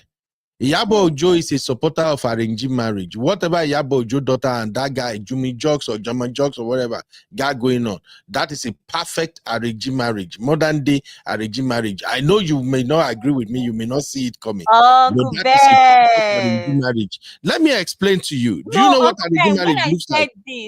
I said this on one of the previous shows. You know, I agree with me. Why are you saying this today? I've never heard you say this. So if you say it, I will I agree talked with about you. the age gap. Maybe you say it on another level. Yeah, I talked about the age gap. I spoke about the whole idea of having to now be a Muslim all of a sudden. I spoke about all of these issues. You do not agree. Now you want. But Iyabo Ojo was not included. But I'm telling you right now, a lot of people won't even see it coming. They won't understand it. That marriage is a typical example of a curated marriage. A curated marriage is what we've known in the past as an arranged marriage. But because it's a modern day curated marriage, you won't see it as an arrangee. Let me give you an example of how this thing works. Right now, I have young daughters. I already knew that I want my daughter to marry a young boy with bright future. A young boy from a house, from a wedding home and things like that. Let's say I have that mindset. So all I would do is I will start put it in my daughter's head. Watch out for this, watch out for that. This is what you should do. That is what you should do.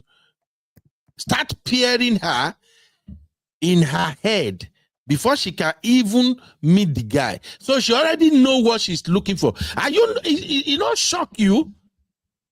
Do you think it's easy for a Yoruba girl, quote me anywhere?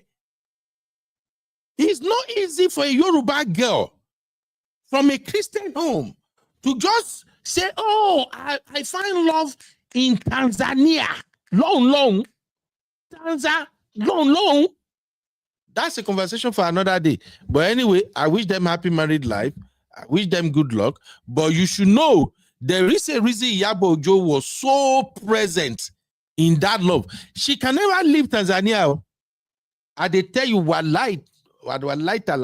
Unless that boy moved to Lagos or they move to Canada.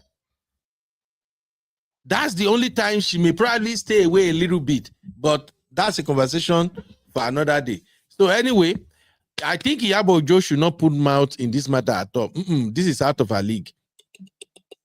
She can't advise Regina Daniel because the same luxury, the same wealth, where shine for Regina Mama eyes, where she take push her pikin to go marry Ned. Now the same thing now Iyabo saw in Juma Jokes or Jumju. What be that boy name? I always find it difficult to call his name anyway. Not the same thing. JJ. That boy's family is a very powerful family in Tanzania. In fact, from what I gathered, their family has one of the family that did not them.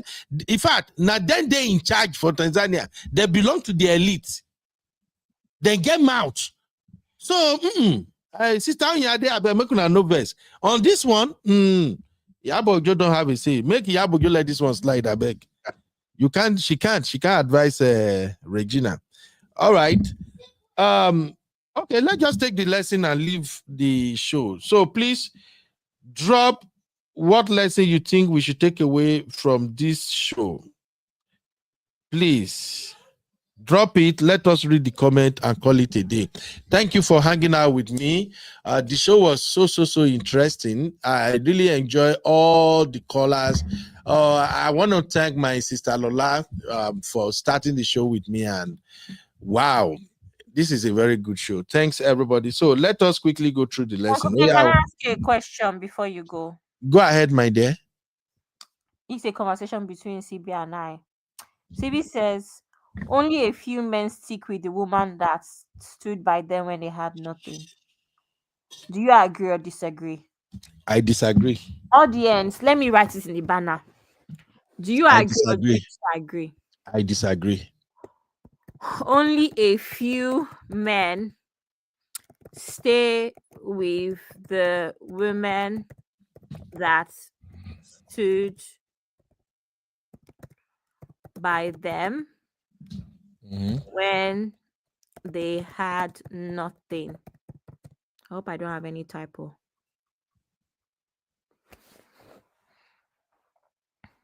Hey. Okay. Oh, actually, there's no typo. All right. Uncle Ben, audience. Only a few men stay with the woman that stood by them when they had nothing. BB. Oh, sorry. Do we agree or do we disagree? No, CB is an important conversation. Because like I said, it depends. Uncle Ben, you need to come and answer. Oh, sorry. I was calling my daughter to make my food. When I get up here, make her eat. Then you know why I said it depends, I get CB? coverage. You know why I said it depends? Because I find that a lot of women that are in certain situations, whether is a completely broke guy with potential or coming up, they actually do everything for the man and not themselves. So you find situations where you have this woman can be giving money to this guy because she has a bit of money to go to school. She's not going to school. This man is evolving, going to the gym, looking good. She's not evolving, looking good, right? It's the reason why I say it depends, because it can happen at any point in the marriage. Women are often in this weird habit of building a man and not building themselves a long line. So I don't understand the argument you are making. Now, the question you ask is only a few men stay with the woman that stood by them when they had nothing. And I said no. I know, but I'm talking to CB. Because you people are kicking me out. Yes, for a second. Sorry, sir. So you see, it's only you that's not following us, because the comments is following us. So I don't know where you were. So CB, right? So that's why I said it depends. There's a lot of women that spend a lot of time where they could have 10,000 naira, they will give the man 9,000. Why? He's coming up, you're coming up. Women are in the habit of building a man while not building themselves alongside. So let's be honest, whether he was broke before, both of you were broke, at some point you were rich, women hardly evolve. I'm sorry, no disrespect. And that's why I say this all the time. We've had this conversation before where I'm of the opinion, I think I can't remember whose channel we're having this conversation. I think it was Momo 5, where I said I'm always going to be an advocate for do your nails, do your hair, go to the spa. And a lot of the married women, they were like, oh, it's not that easy, it's not that easy. I'm like, okay, now they play. Your man will 5 times go to the gym. Don't leave the children with him and go to the gym yourself. Be there and just decide that you want to be adding weight. Because men do this all the time.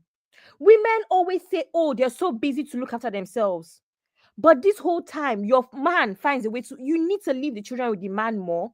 First of all, obviously, marry a good husband. And you need to look after yourself. I say this all the time. Besides looking good for yourself, it also helps you maintain your, confidence, because you're looking after yourself. But women tend to let themselves go all the time in an attempt to build the home, look after their husbands, but not themselves. Some women. So that's why that's actually my issue here.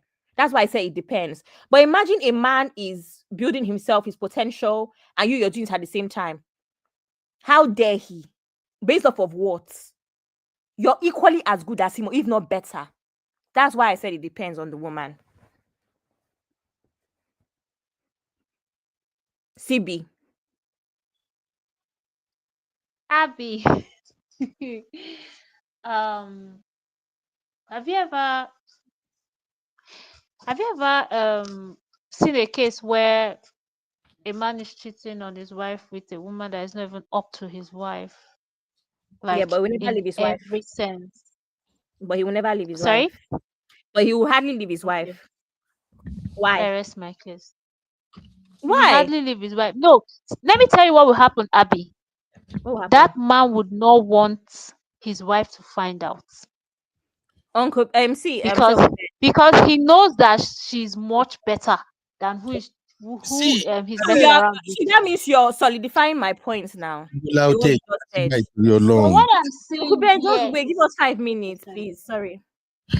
Timmy, So that means you agree with my points, because a lot of times that cheating thing, we know it comes from a place of greed.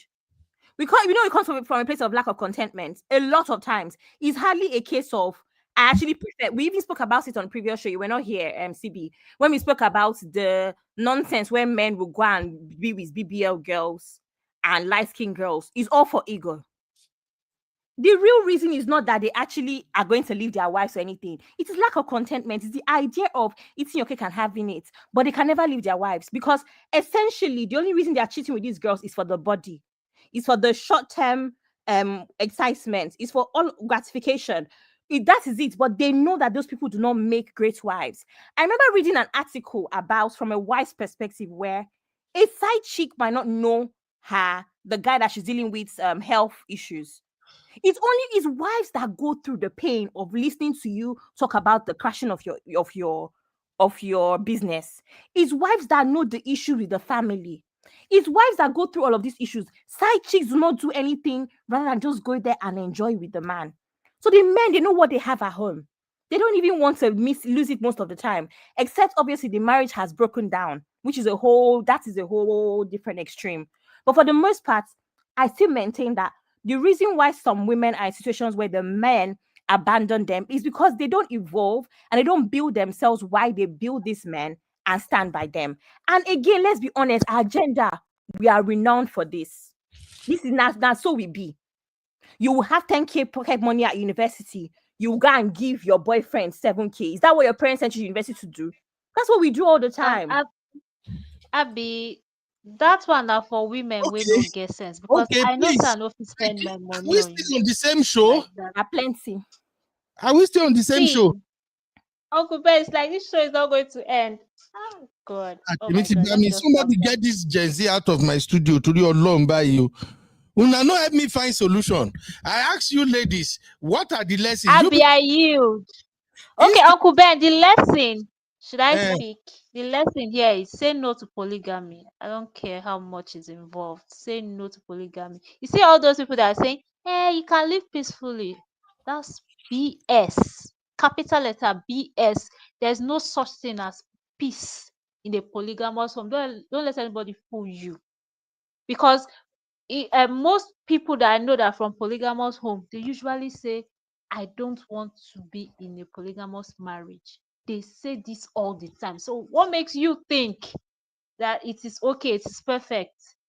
We are talking about envy, jealousy. Your life is constantly in danger, spiritually, physically, especially spiritually. So please say. Okay, thank you very much. Abby, what are the lessons from today's show? I would say contentment. I don't know, Ben, you know why it's tough? It's tough because I don't want us to start another argument, please, Uncle Ben, please, please, please. But yeah, it's tough because I feel like it's a value thing. Sometimes children are only as good or as bad as their environment, right?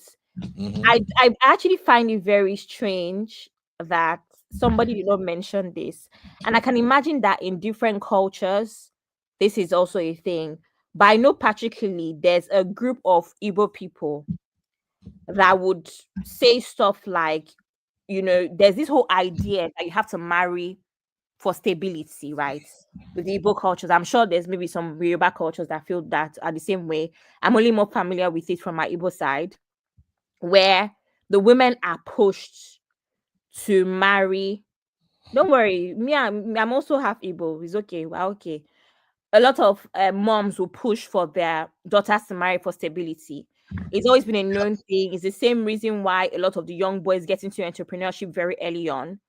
It's very cultural. The average Igbo man is more dogged in business than the average Yoruba man or any other tribe. There's a reason why. What is the lesson now? It's very much grounded in their culture. So I feel like it's very difficult to say what the lesson is because it lies in Regina's values based off of that might have been how she was brought up. But what I would say is outside of that, I would say contentment. I think that is also important for a young person to have a dream. Because if you have a dream, I remember somebody, I think it was Sis Teju that said in the comments that somebody wanted to marry her when she was 24, right? And the best person was 34. And she ran. She ran because she had a plan. So if you have a plan for your life, I think it's harder to convince you, to derail that plan. Derailing it means that you've checked that it's worth it, right? So that's why I would say, I think what I would say to young people that it's important to have a plan for yourself. That's what I can say.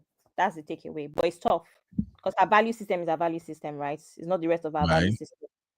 Okay, thank you very much, my beautiful sister. Pride Collection on Twitter said, it's not only Ned Nwoko and Regina Daniels in a toxic marriage. Many celebrities and online relationship they just can't leave because of what the internet will say. Better leave before the internet makes you leave. That's a very good lesson there. Shola said, I don't pity young women like Regina Daniels a bit. She's not a child. She knows what she's doing. Went for a fast life, knew what she was entering into, enjoyed it alone while it lasted.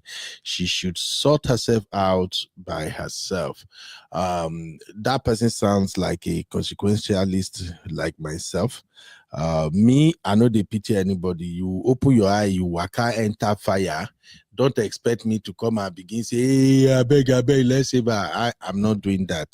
All right. But I do understand the angle many of my guests were coming from today. The situation is different in Nigeria. Back in the days in Nigeria and even in some areas in Nigeria now, parents still have a lot of influence on their children's decisions. So for Regina Daniel, I want to agree with Simbi and other sisters who actually pointed out that the mom was to blame for majority of the thing that happened to her. Money is not everything. Only 6 years into the marriage now, the guy is already frustrated, you see. But she can cry foul it tomorrow. Me as a person, I won't really budge. I no send. Now you come social media, I can't tell everybody, say 65 years old man, Bola, he better pass young boy own.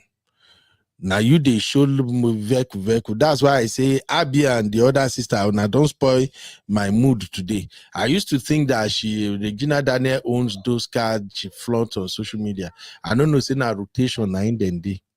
That is crazy. Honestly, Abby, I never knew. I never see it like that. I thought all these billionaires, they are just sharing car, buy houses, just give it to their wife anyhow. They won't frustrate people like us when we no reach their level. I don't know, saying a rotation that they do. So many of us were even way better than them. That means those of us that we walk to the car lot, we bought vehicles and we give it to our wife. Now we say we better pass them with that. Seriously speaking. I never saw it like that. Okay. But when you even check itself, just for your own personal knowledge, like just off the top of your head, think about like 5 people that you consider 5 top female celebrities in Nigeria that are not necessarily associated with billionaires. Think about their lifestyles just in your head quickly and compare it to Regina's lifestyle. Has Regina ever come and done any major thing. Look at Davido every week. Chioma is buying new car. Have you ever seen that with Regina? No. I'm beginning to think of it. That's why I said I will leave message for B-Flex now. She need to help me dig more into this stuff. I wasn't looking at it that way at all. Thank you, Abby, for at least letting me understand. Honestly, I just think say maybe as billionaire's wife and very young girl, Regina Daniel is just digging hand into money, just spray money. They just the bath inside, they just go to car lot, they buy whatever car they want. She can point out in the house and the man will just buy it. I never knew that everything was controlled. I see what the man is trying to do though. Apparently being a Muslim elderly man, he's probably saying like, look, I don't have a favorite. I think that's where most polygamists, where they deceive themselves. They will tell the wives, oh, I don't have favorite wife. You are all equal in my eye. I love you equally. And that is where I usually call BS. As a man, you can't love 2-3 women equally. It's not possible. You can't. Just like as a young man, where you have 3-4 girlfriends, there is no way you can love them equally. Then you will now be married and be fooling the women, and the women too. Un agenda need deliverance, Abby. The women too will believe that bull crap. We are in this together. Our husband loves us equally. We share everything together. I'm from a polygamous home. I was born and raised in a polygamous home. There is nothing like equity. Even among the children, there is nothing like equity.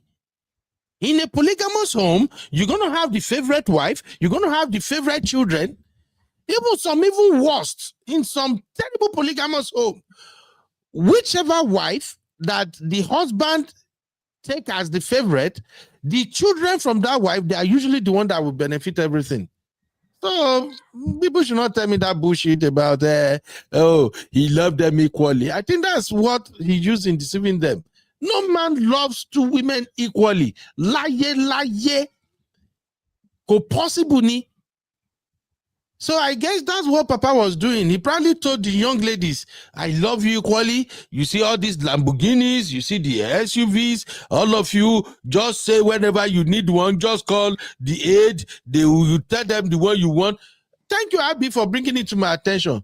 No wonder you see the girls. I think it's beginning to come to my memory now. There was one time when after Ned and Regina had the basketballs, a couple of months back, then all we heard was that Ned and Layla, they are now back. Then I remember there is this red car I've seen Regina snap with before. I remember that Layla in that same red car again. Yes. It's just coming back to me now. So please, it's all Uncle Ben, and to be fair, Uncle Ben, in all honesty, regardless of if I care or not, right? Ned is not even completely wrong. Because how else is he meant to ascertain his dominance in that relationship? He has to put them under control. That's a young girl. If you leave her for 1 minute, there's no way he's satisfying her. Whether it's socially, whether it's in the bedroom. So I think he has to make sure that she's under control so that she doesn't slip away. It's fair. Like, I don't like it, I don't support it, but think about it from his perspective. He has to do that. Look, another lesson I want sisters to take out of this. This one is not for any sisters who is 40 and above. This is not for you because you guys already figure all this shit out. This is for the younger ones. Please, you are better off marrying your own husband than marrying someone else's husband. A lot of women are married to some men who are actually another person's husband, or you don't know. There are some men that might be married to you 4, 5, 10 years. In reality, in their mind, you are still not their ideal wife. That is why they cannot be free around you. That is why they still have to sanction you. That is why they still have to control what you are doing one way or the other. It's just like the conversation Mia and Sister Rosa and Sister Lola were having in the backstage yesterday about submission. I was saying that when it comes to submission, real men don't even have conversation with you about submission or no submission. When you see the way real men move, only you. Now you go begin, now you go there, even submit yourself naturally. But that can only happen if you are married to your own husband. I don't know if it makes sense like that, Abby. Absolutely, because what is yours now. He cannot stress you to the point of ruining you, Abby. Exactly. That's the advice you always give us. You marry the right person, then your life would be better. You marry the wrong person, you are finished. It's the same thing, yeah. Yeah, Sister Yvette said Uncle Ned knows that he has to shower Regina with luxuries to make up for deficiencies on his part in the other room. It doesn't even make sense anymore. With wedding I don't hear today, I'm beginning to kind of feel super sorry for the young girl now. And he just confirmed all what I've suspected all along, that girl, she's been starved in that marriage. If a 65 years old man married to girls under 30, four girls under 30, or maybe in their early 30 or something, and you want to satisfy them, may we not go that side at all. I made a statement here one time. One of my sisters wanted to fight me. I think maybe Sister Oyade. She like, Uncle Ben, stop now. I said, look, it's not easy to satisfy women in bed. The truth is the truth. The woman you get to satisfy in bed is the woman that want to be satisfied. Abby, I don't know if you now understand what I'm saying. I don't know anything about this. Okay, you cannot know. You are Gen Z. Yeah. The woman, as a man, the woman you satisfy in bed is the woman that want to be satisfied, that choose to say, oh, I am satisfied.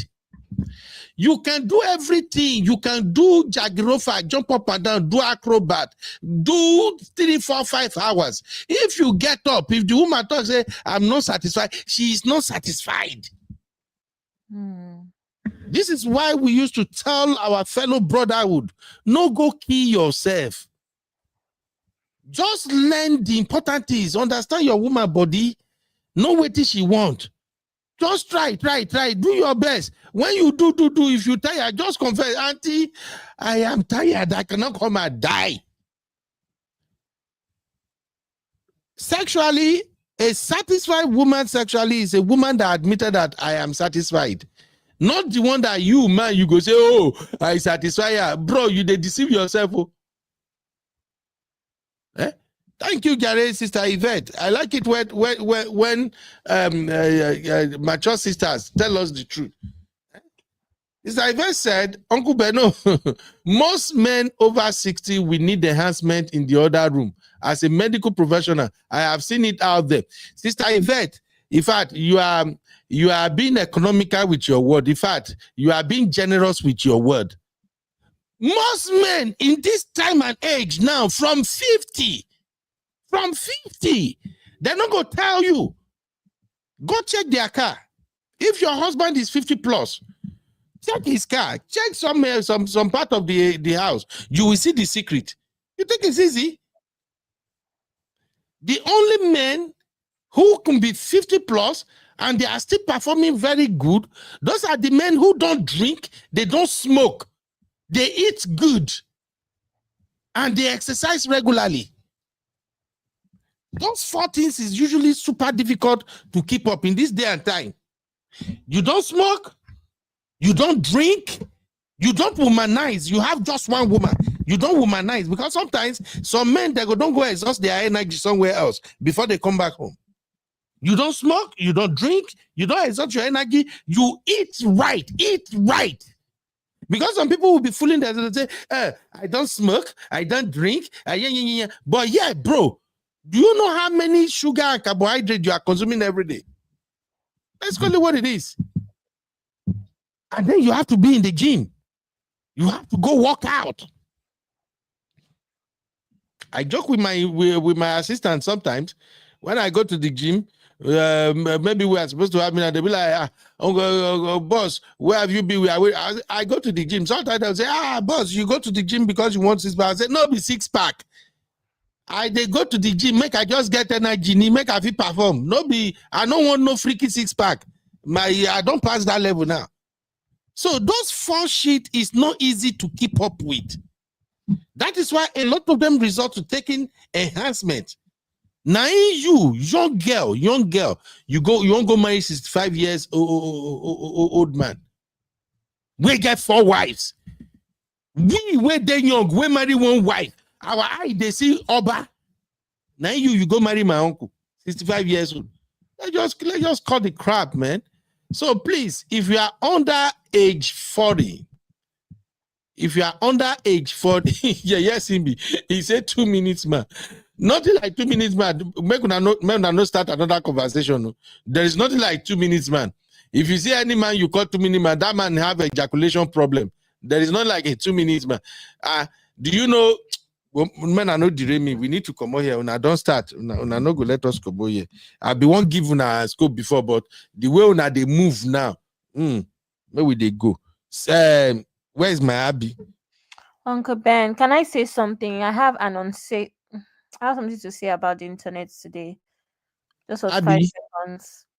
Abby, you are a young, vibrant young girl. I don't dare hear they talk for. No, it's not even up to 2 minutes. I want to say. I just want to say something. It's nothing serious. Okay, go ahead, baby. Please, YouTube, StreamYard, all of you, change the format back to where we're seeing people's names. Okay. Thank you very much. In case YouTube, some manager, somebody comes across this video, help us change it back to the previous way. I think we all like it that way. That's all I want to say, Uncle Ben. Yeah, thank you, my dear.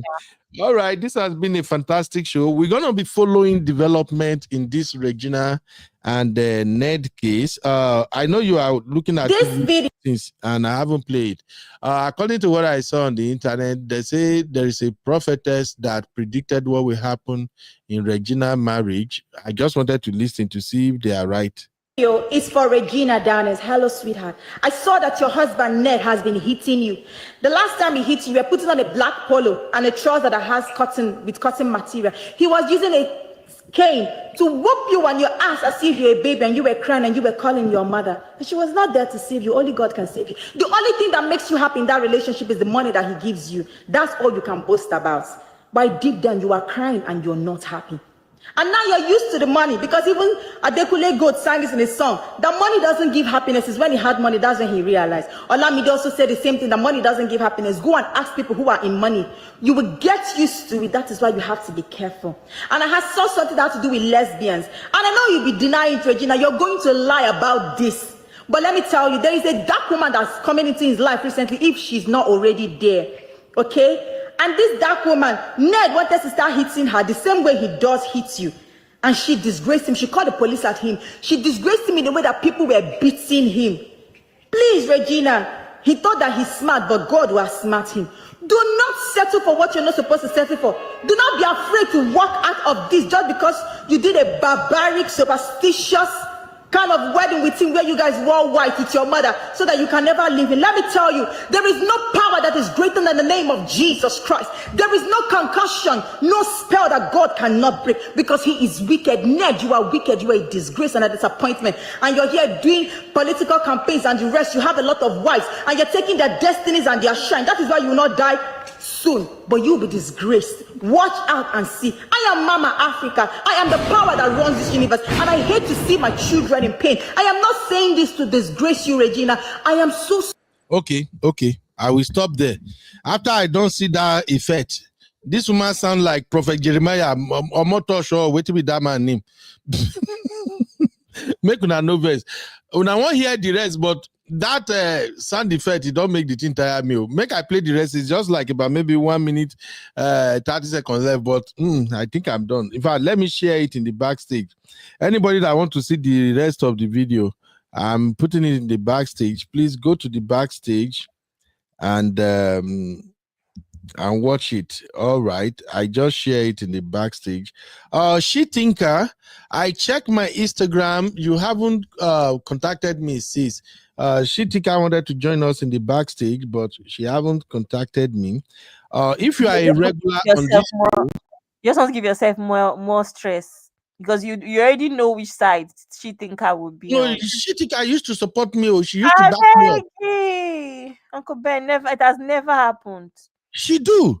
She She does not. Tinker used to back me up. No, she just gives the law perspective. Period. Oh, she know they back me up. For where? She Tinker. Budaro. She doesn't really back anybody up. She just gives the perspective from the law, and most of the time, it doesn't. It doesn't help either. Okay, Ben, can I make a quick announcement? All right, go ahead, sister. Please, if you're a Gen Z man and you're bold enough to talk, to speak your mind, and you enjoy this platform, can you please message Uncle Ben? Thank you. Yeah, please, if you are a Gen Z, if you are within the age of, which age Gen Z start again? Is it not like 31 or 30? No. Which age Gen Z? Specifically for what we're looking for, we're looking for 22 to 30, 31, 32. Those people where you go define. I hope say that show where I go get I no go there. I cannot keep up with my energy. If you want to date there, date there. If you don't want to date there, don't date there.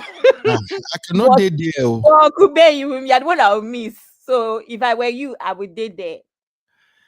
I can't deal with Gen Z. So please, mom, parent, if you have boys who are Gen Z, the ladies, they want to have a show where they just want to have Gen Z conversation just to let us adults know how they feel and how they are moving in life. So we wanted to have at least some Gen Z boys to be part of the show. So if your son is within that age range, please reach out to me. Don't worry, they get out that they flow now, Gen Z to Gen Z. So just let them know, tell your son they will be speaking with other young ladies their age. If you tell them, say now uncle, they go run. They know they like to hear uncle, woman salon. All the Gen Z that I know here in the US, the only time once they see me for party, in fact, the party where I won't go cover today now, all of them go plenty there. You know, one day they say, uncle, hey, we go smile. But any other thing, one might take off. The next time they usually talk to me is when their wedding is coming. Uncle, my wedding is coming. Uncle, you're gonna cover my wedding. Mostly the traditional. So please tell them they're just gonna rub my, and don't worry, they usually have like their backstage meeting. All of them could almost know each other before the show. So we just want to have a balanced perspective. So if you have a son who is within the ages of Gen Z, please reach out to us. Contact Abby. You can contact me. If you want to reach out to me for anything, this is the studio number. Please send message to this number, send message to WhatsApp. Don't call, please. If you call, my son will pick it up and he may say, this is not daddy's phone. But just send message. The moment he sees message, he will forward the message to me. So if you have to contact me or anything, use this number. Anybody want to join the backstage, please just know that if you ever requested to join the backstage, I usually screen people. The screening is not like a JAMB exam. Basically, I will just ask you to introduce yourself, tell us who you are, your social media handle, just for me to confirm that you are real. And the reason I do that is because the people we have in the backstage, they are matured people, professionals and all of that. And I just don't want to like expose them to anybody randomly. We are trying to make sure that the people we have in the backstage, they are usually people who are almost of the same caliber. You know, they are professionals or they have businesses, they are matured, and more importantly, they should be people who can carry on conversation.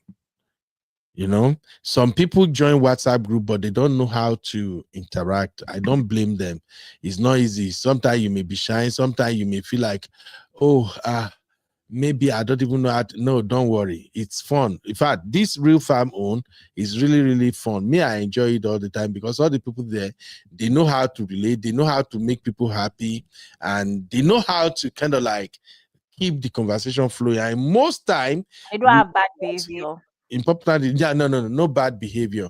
And just for you to know, in our backstage, we don't even do moderation. Since we've been in the backstage, I don't think there's been any time we come there and say, hey, this is our rule. This is our rule. You obey this, you obey that. We don't do all of that because the people there, they are all matured and they are self-moderating. So because of that, if you want to join, if I ask you question, in case you send me request and say you want to join, if I ask you question, it's just for protection. Just the way I wouldn't want you to be in a WhatsApp group and then I expose you to people you don't want to mix with. That's the same way we don't want to expose our Real Fam. Thank you, ladies and gentlemen. This has been an amazing show. For those who may miss the first part of this show, please go and watch. There are Manny services now. Manny, meaning male nannies. So if you have son, maybe you are dealing with a deadbeat father and you are a professional, and you need somebody to help you at least serve as a role model for your son, to babysit them, childminder, that's what they call them in the UK. So we had that first segment. My lovely sister Lola was our special guest today, and she did an amazing job breaking it down. So watch part 1, and then you can enter part 2. Now, tomorrow is Sunday. We're going to have Sunday school tomorrow. If God bless you with biblical knowledge, if you can have Christian conversation in a respectful manner, please join our Sunday school show. Now, Sunday school show is usually not like, it's not my show. I don't know anything to say about Sunday school. May I not lie to you. I can't even quote Bible. I know what they talk for Bible, but most time I can't even recall the verses or chapters. So I'm telling you this for you to know that our Sunday school show is a kind of special show, and God has been bringing people who have spiritual knowledge as well as biblical knowledge to our Sunday school. Uncle Patrick is usually here. Let's even say Uncle Patrick is like the chief host for our Sunday school. So please join us in our Sunday school. We bring real life situation. We try to relate it. Okay? We try to relate it to what is happening in the Bible and how we can learn from it. So, and it has been so powerful. Last week, Sunday school testimony, Yakba. I was shocked when I was listening to those testimony. And again, I don't know where God is taking this channel to, but me, I've had a very solid relationship with God to the point that, well, as soon as God take over a project, I just know that God is in charge. So please, if you are free tomorrow, join our Sunday school. Most time, you may not see me at all. This is Real Fam. Our sisters, Abby has been helping a lot. And I think Abby, Simbi, those people have the access to the studio. So don't say, oh, I don't see Uncle Ben. This is not about Uncle Ben. We have a lot of show now. We have the Sisters Circle, and that is another fantastic show. The Sisters Circle is where women express themselves and they hit on issues that are really critical in our society. Sunday school is usually, Abby, what time do we do Sunday school mostly? I think it's around 2:30 or 3, right? I don't know what time it's I in. know my time is between, to be fair, it depends on Uncle Patrick's availability, but it's anything between 6 and 8 UK time. Okay. So it's usually because of Auntie B, we don't know if Auntie B will go live, but what we do here mostly, I usually monitor Auntie B's channel. If Auntie B is going live, I usually don't want to go live when she's going live. So, but Sunday school mostly is around 2:30 Central Standard Time. That means if you live in New York, it will be around 3:30 at your place. If you live in UK or you live in Nigeria, it will be around 8:30 or 9:30 or thereabout. So, but it's usually very, very interesting. God has been working wonders. Testimony that I had last week, it shocked me. Sister Sue came in here and shared testimony. That was the first time I heard Sister Sue talking for more than 5 minutes. I dare show they do coverage, but I put my this thing for years. Amen. I can't miss this one. So please don't miss Sunday school. So we have a lot of shows now. We have the Sisters Circle. It's a special show. These sisters, their show is a kind of standardized show. It's a kind of a standard show, rather. Auntie Yinka, my honey babe, say the troublemaker, and last born, Abby. These are the sisters that host the Sisters Circle, and they always bring it 100. The last show was Who Protects Black Women. That show was powerful. The first 1 hour, 30 minutes, oh, that was good. So please, the Sister Circle is every other Thursday.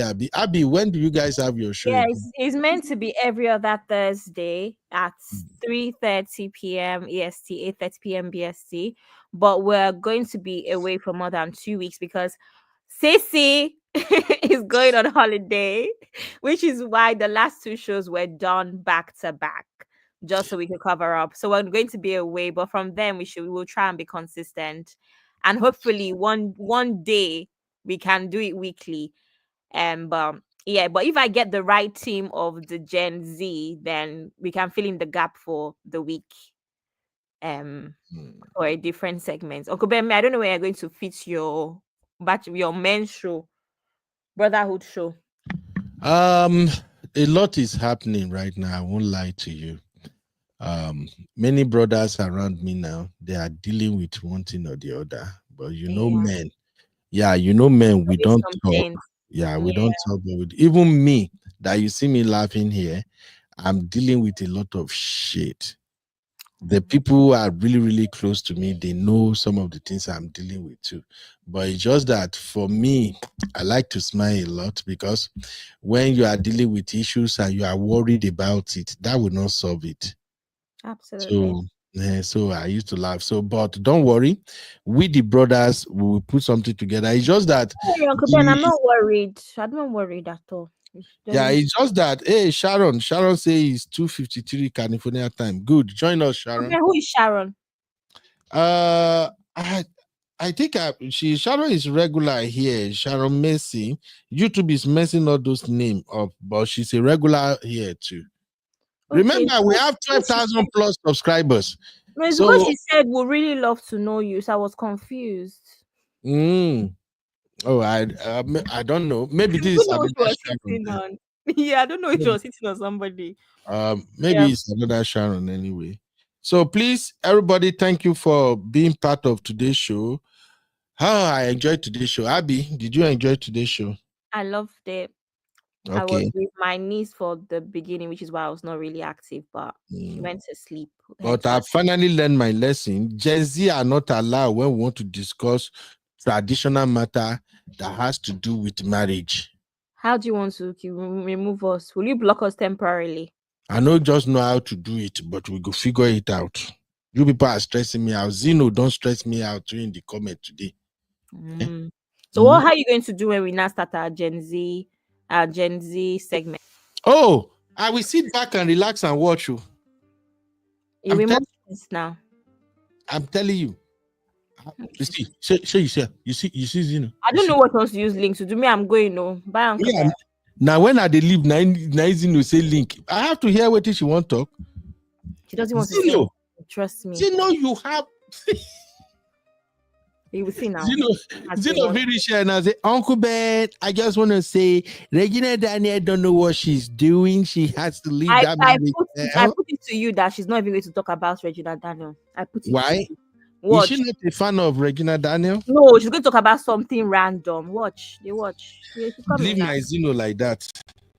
Make I go eat. They don't make my pounded yam. Uncle Ben, have you ever considered having like salmon and salad? I eat salmon a lot. I do buy salmon and make pepper soup, but I know they do that salad business. Anytime I eat salad, one time my wife said we are doing Weight Watchers or this thing. So she will make a lot of salad, mix and everything. You go there inside free. So when I'll come back from work, there will be nothing else to eat except for that salad.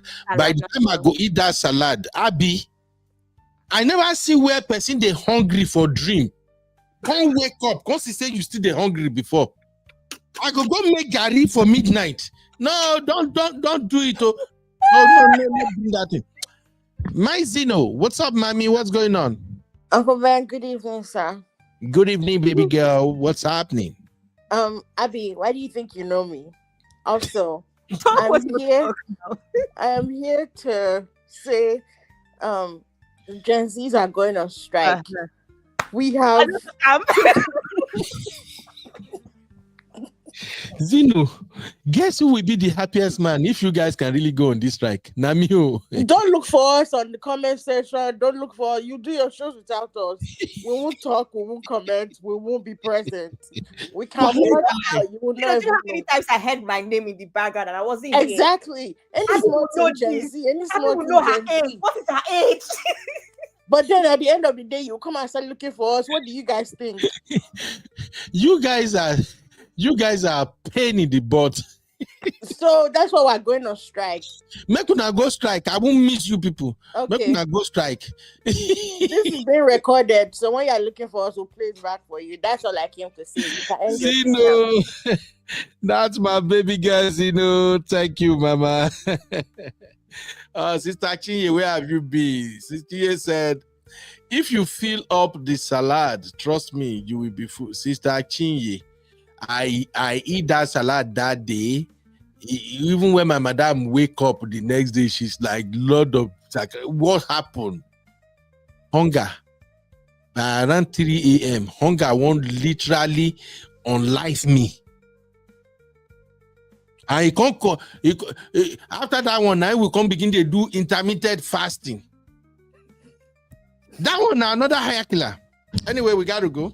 Thank you, everybody. Abby, thank you, my dear. I appreciate you all the time. Simbi, my baby, thank you very much. Everybody who participated on today's show, God bless you. In the chat, God bless you. Those who were in the studio, God bless you. Thank you, Sister Lola, Auntie Grace, Uncle Patrick, Sister Natu, my sweet honey babe, of course, my Abby baby, and who else? Oh, She Thinker, my She Thinker, the sweet voice She Thinker. Thank you, everybody. As well. Sister Natu, of course, not where Sister Natu won't put me. Sister Natu cannot go nowhere. Thank you, everybody. We'll meet on Sunday School tomorrow. Auntie Yvette, thank you very much, ma. Sister Rose, everybody in the chat, thank you very, very much. You guys make today a fantastic show. Wow, I had fun, and I do believe you do too. Thank you, everybody. Please pray for Regina. Let me pray for Regina, please. Okay? Bye.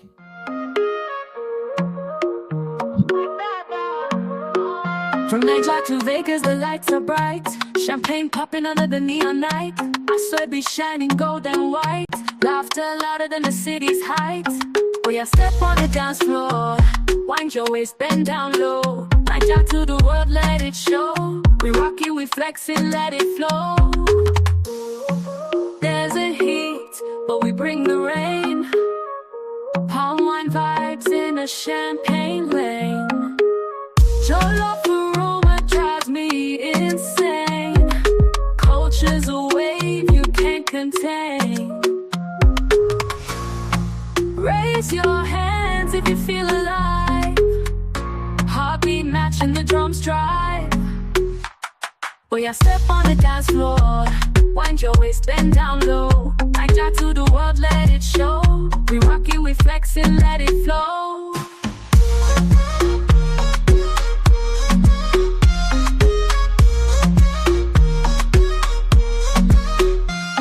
Dollars flying, catch a dream. Vegas nights, a movie scene. From Lagos hustle to the strips gleam.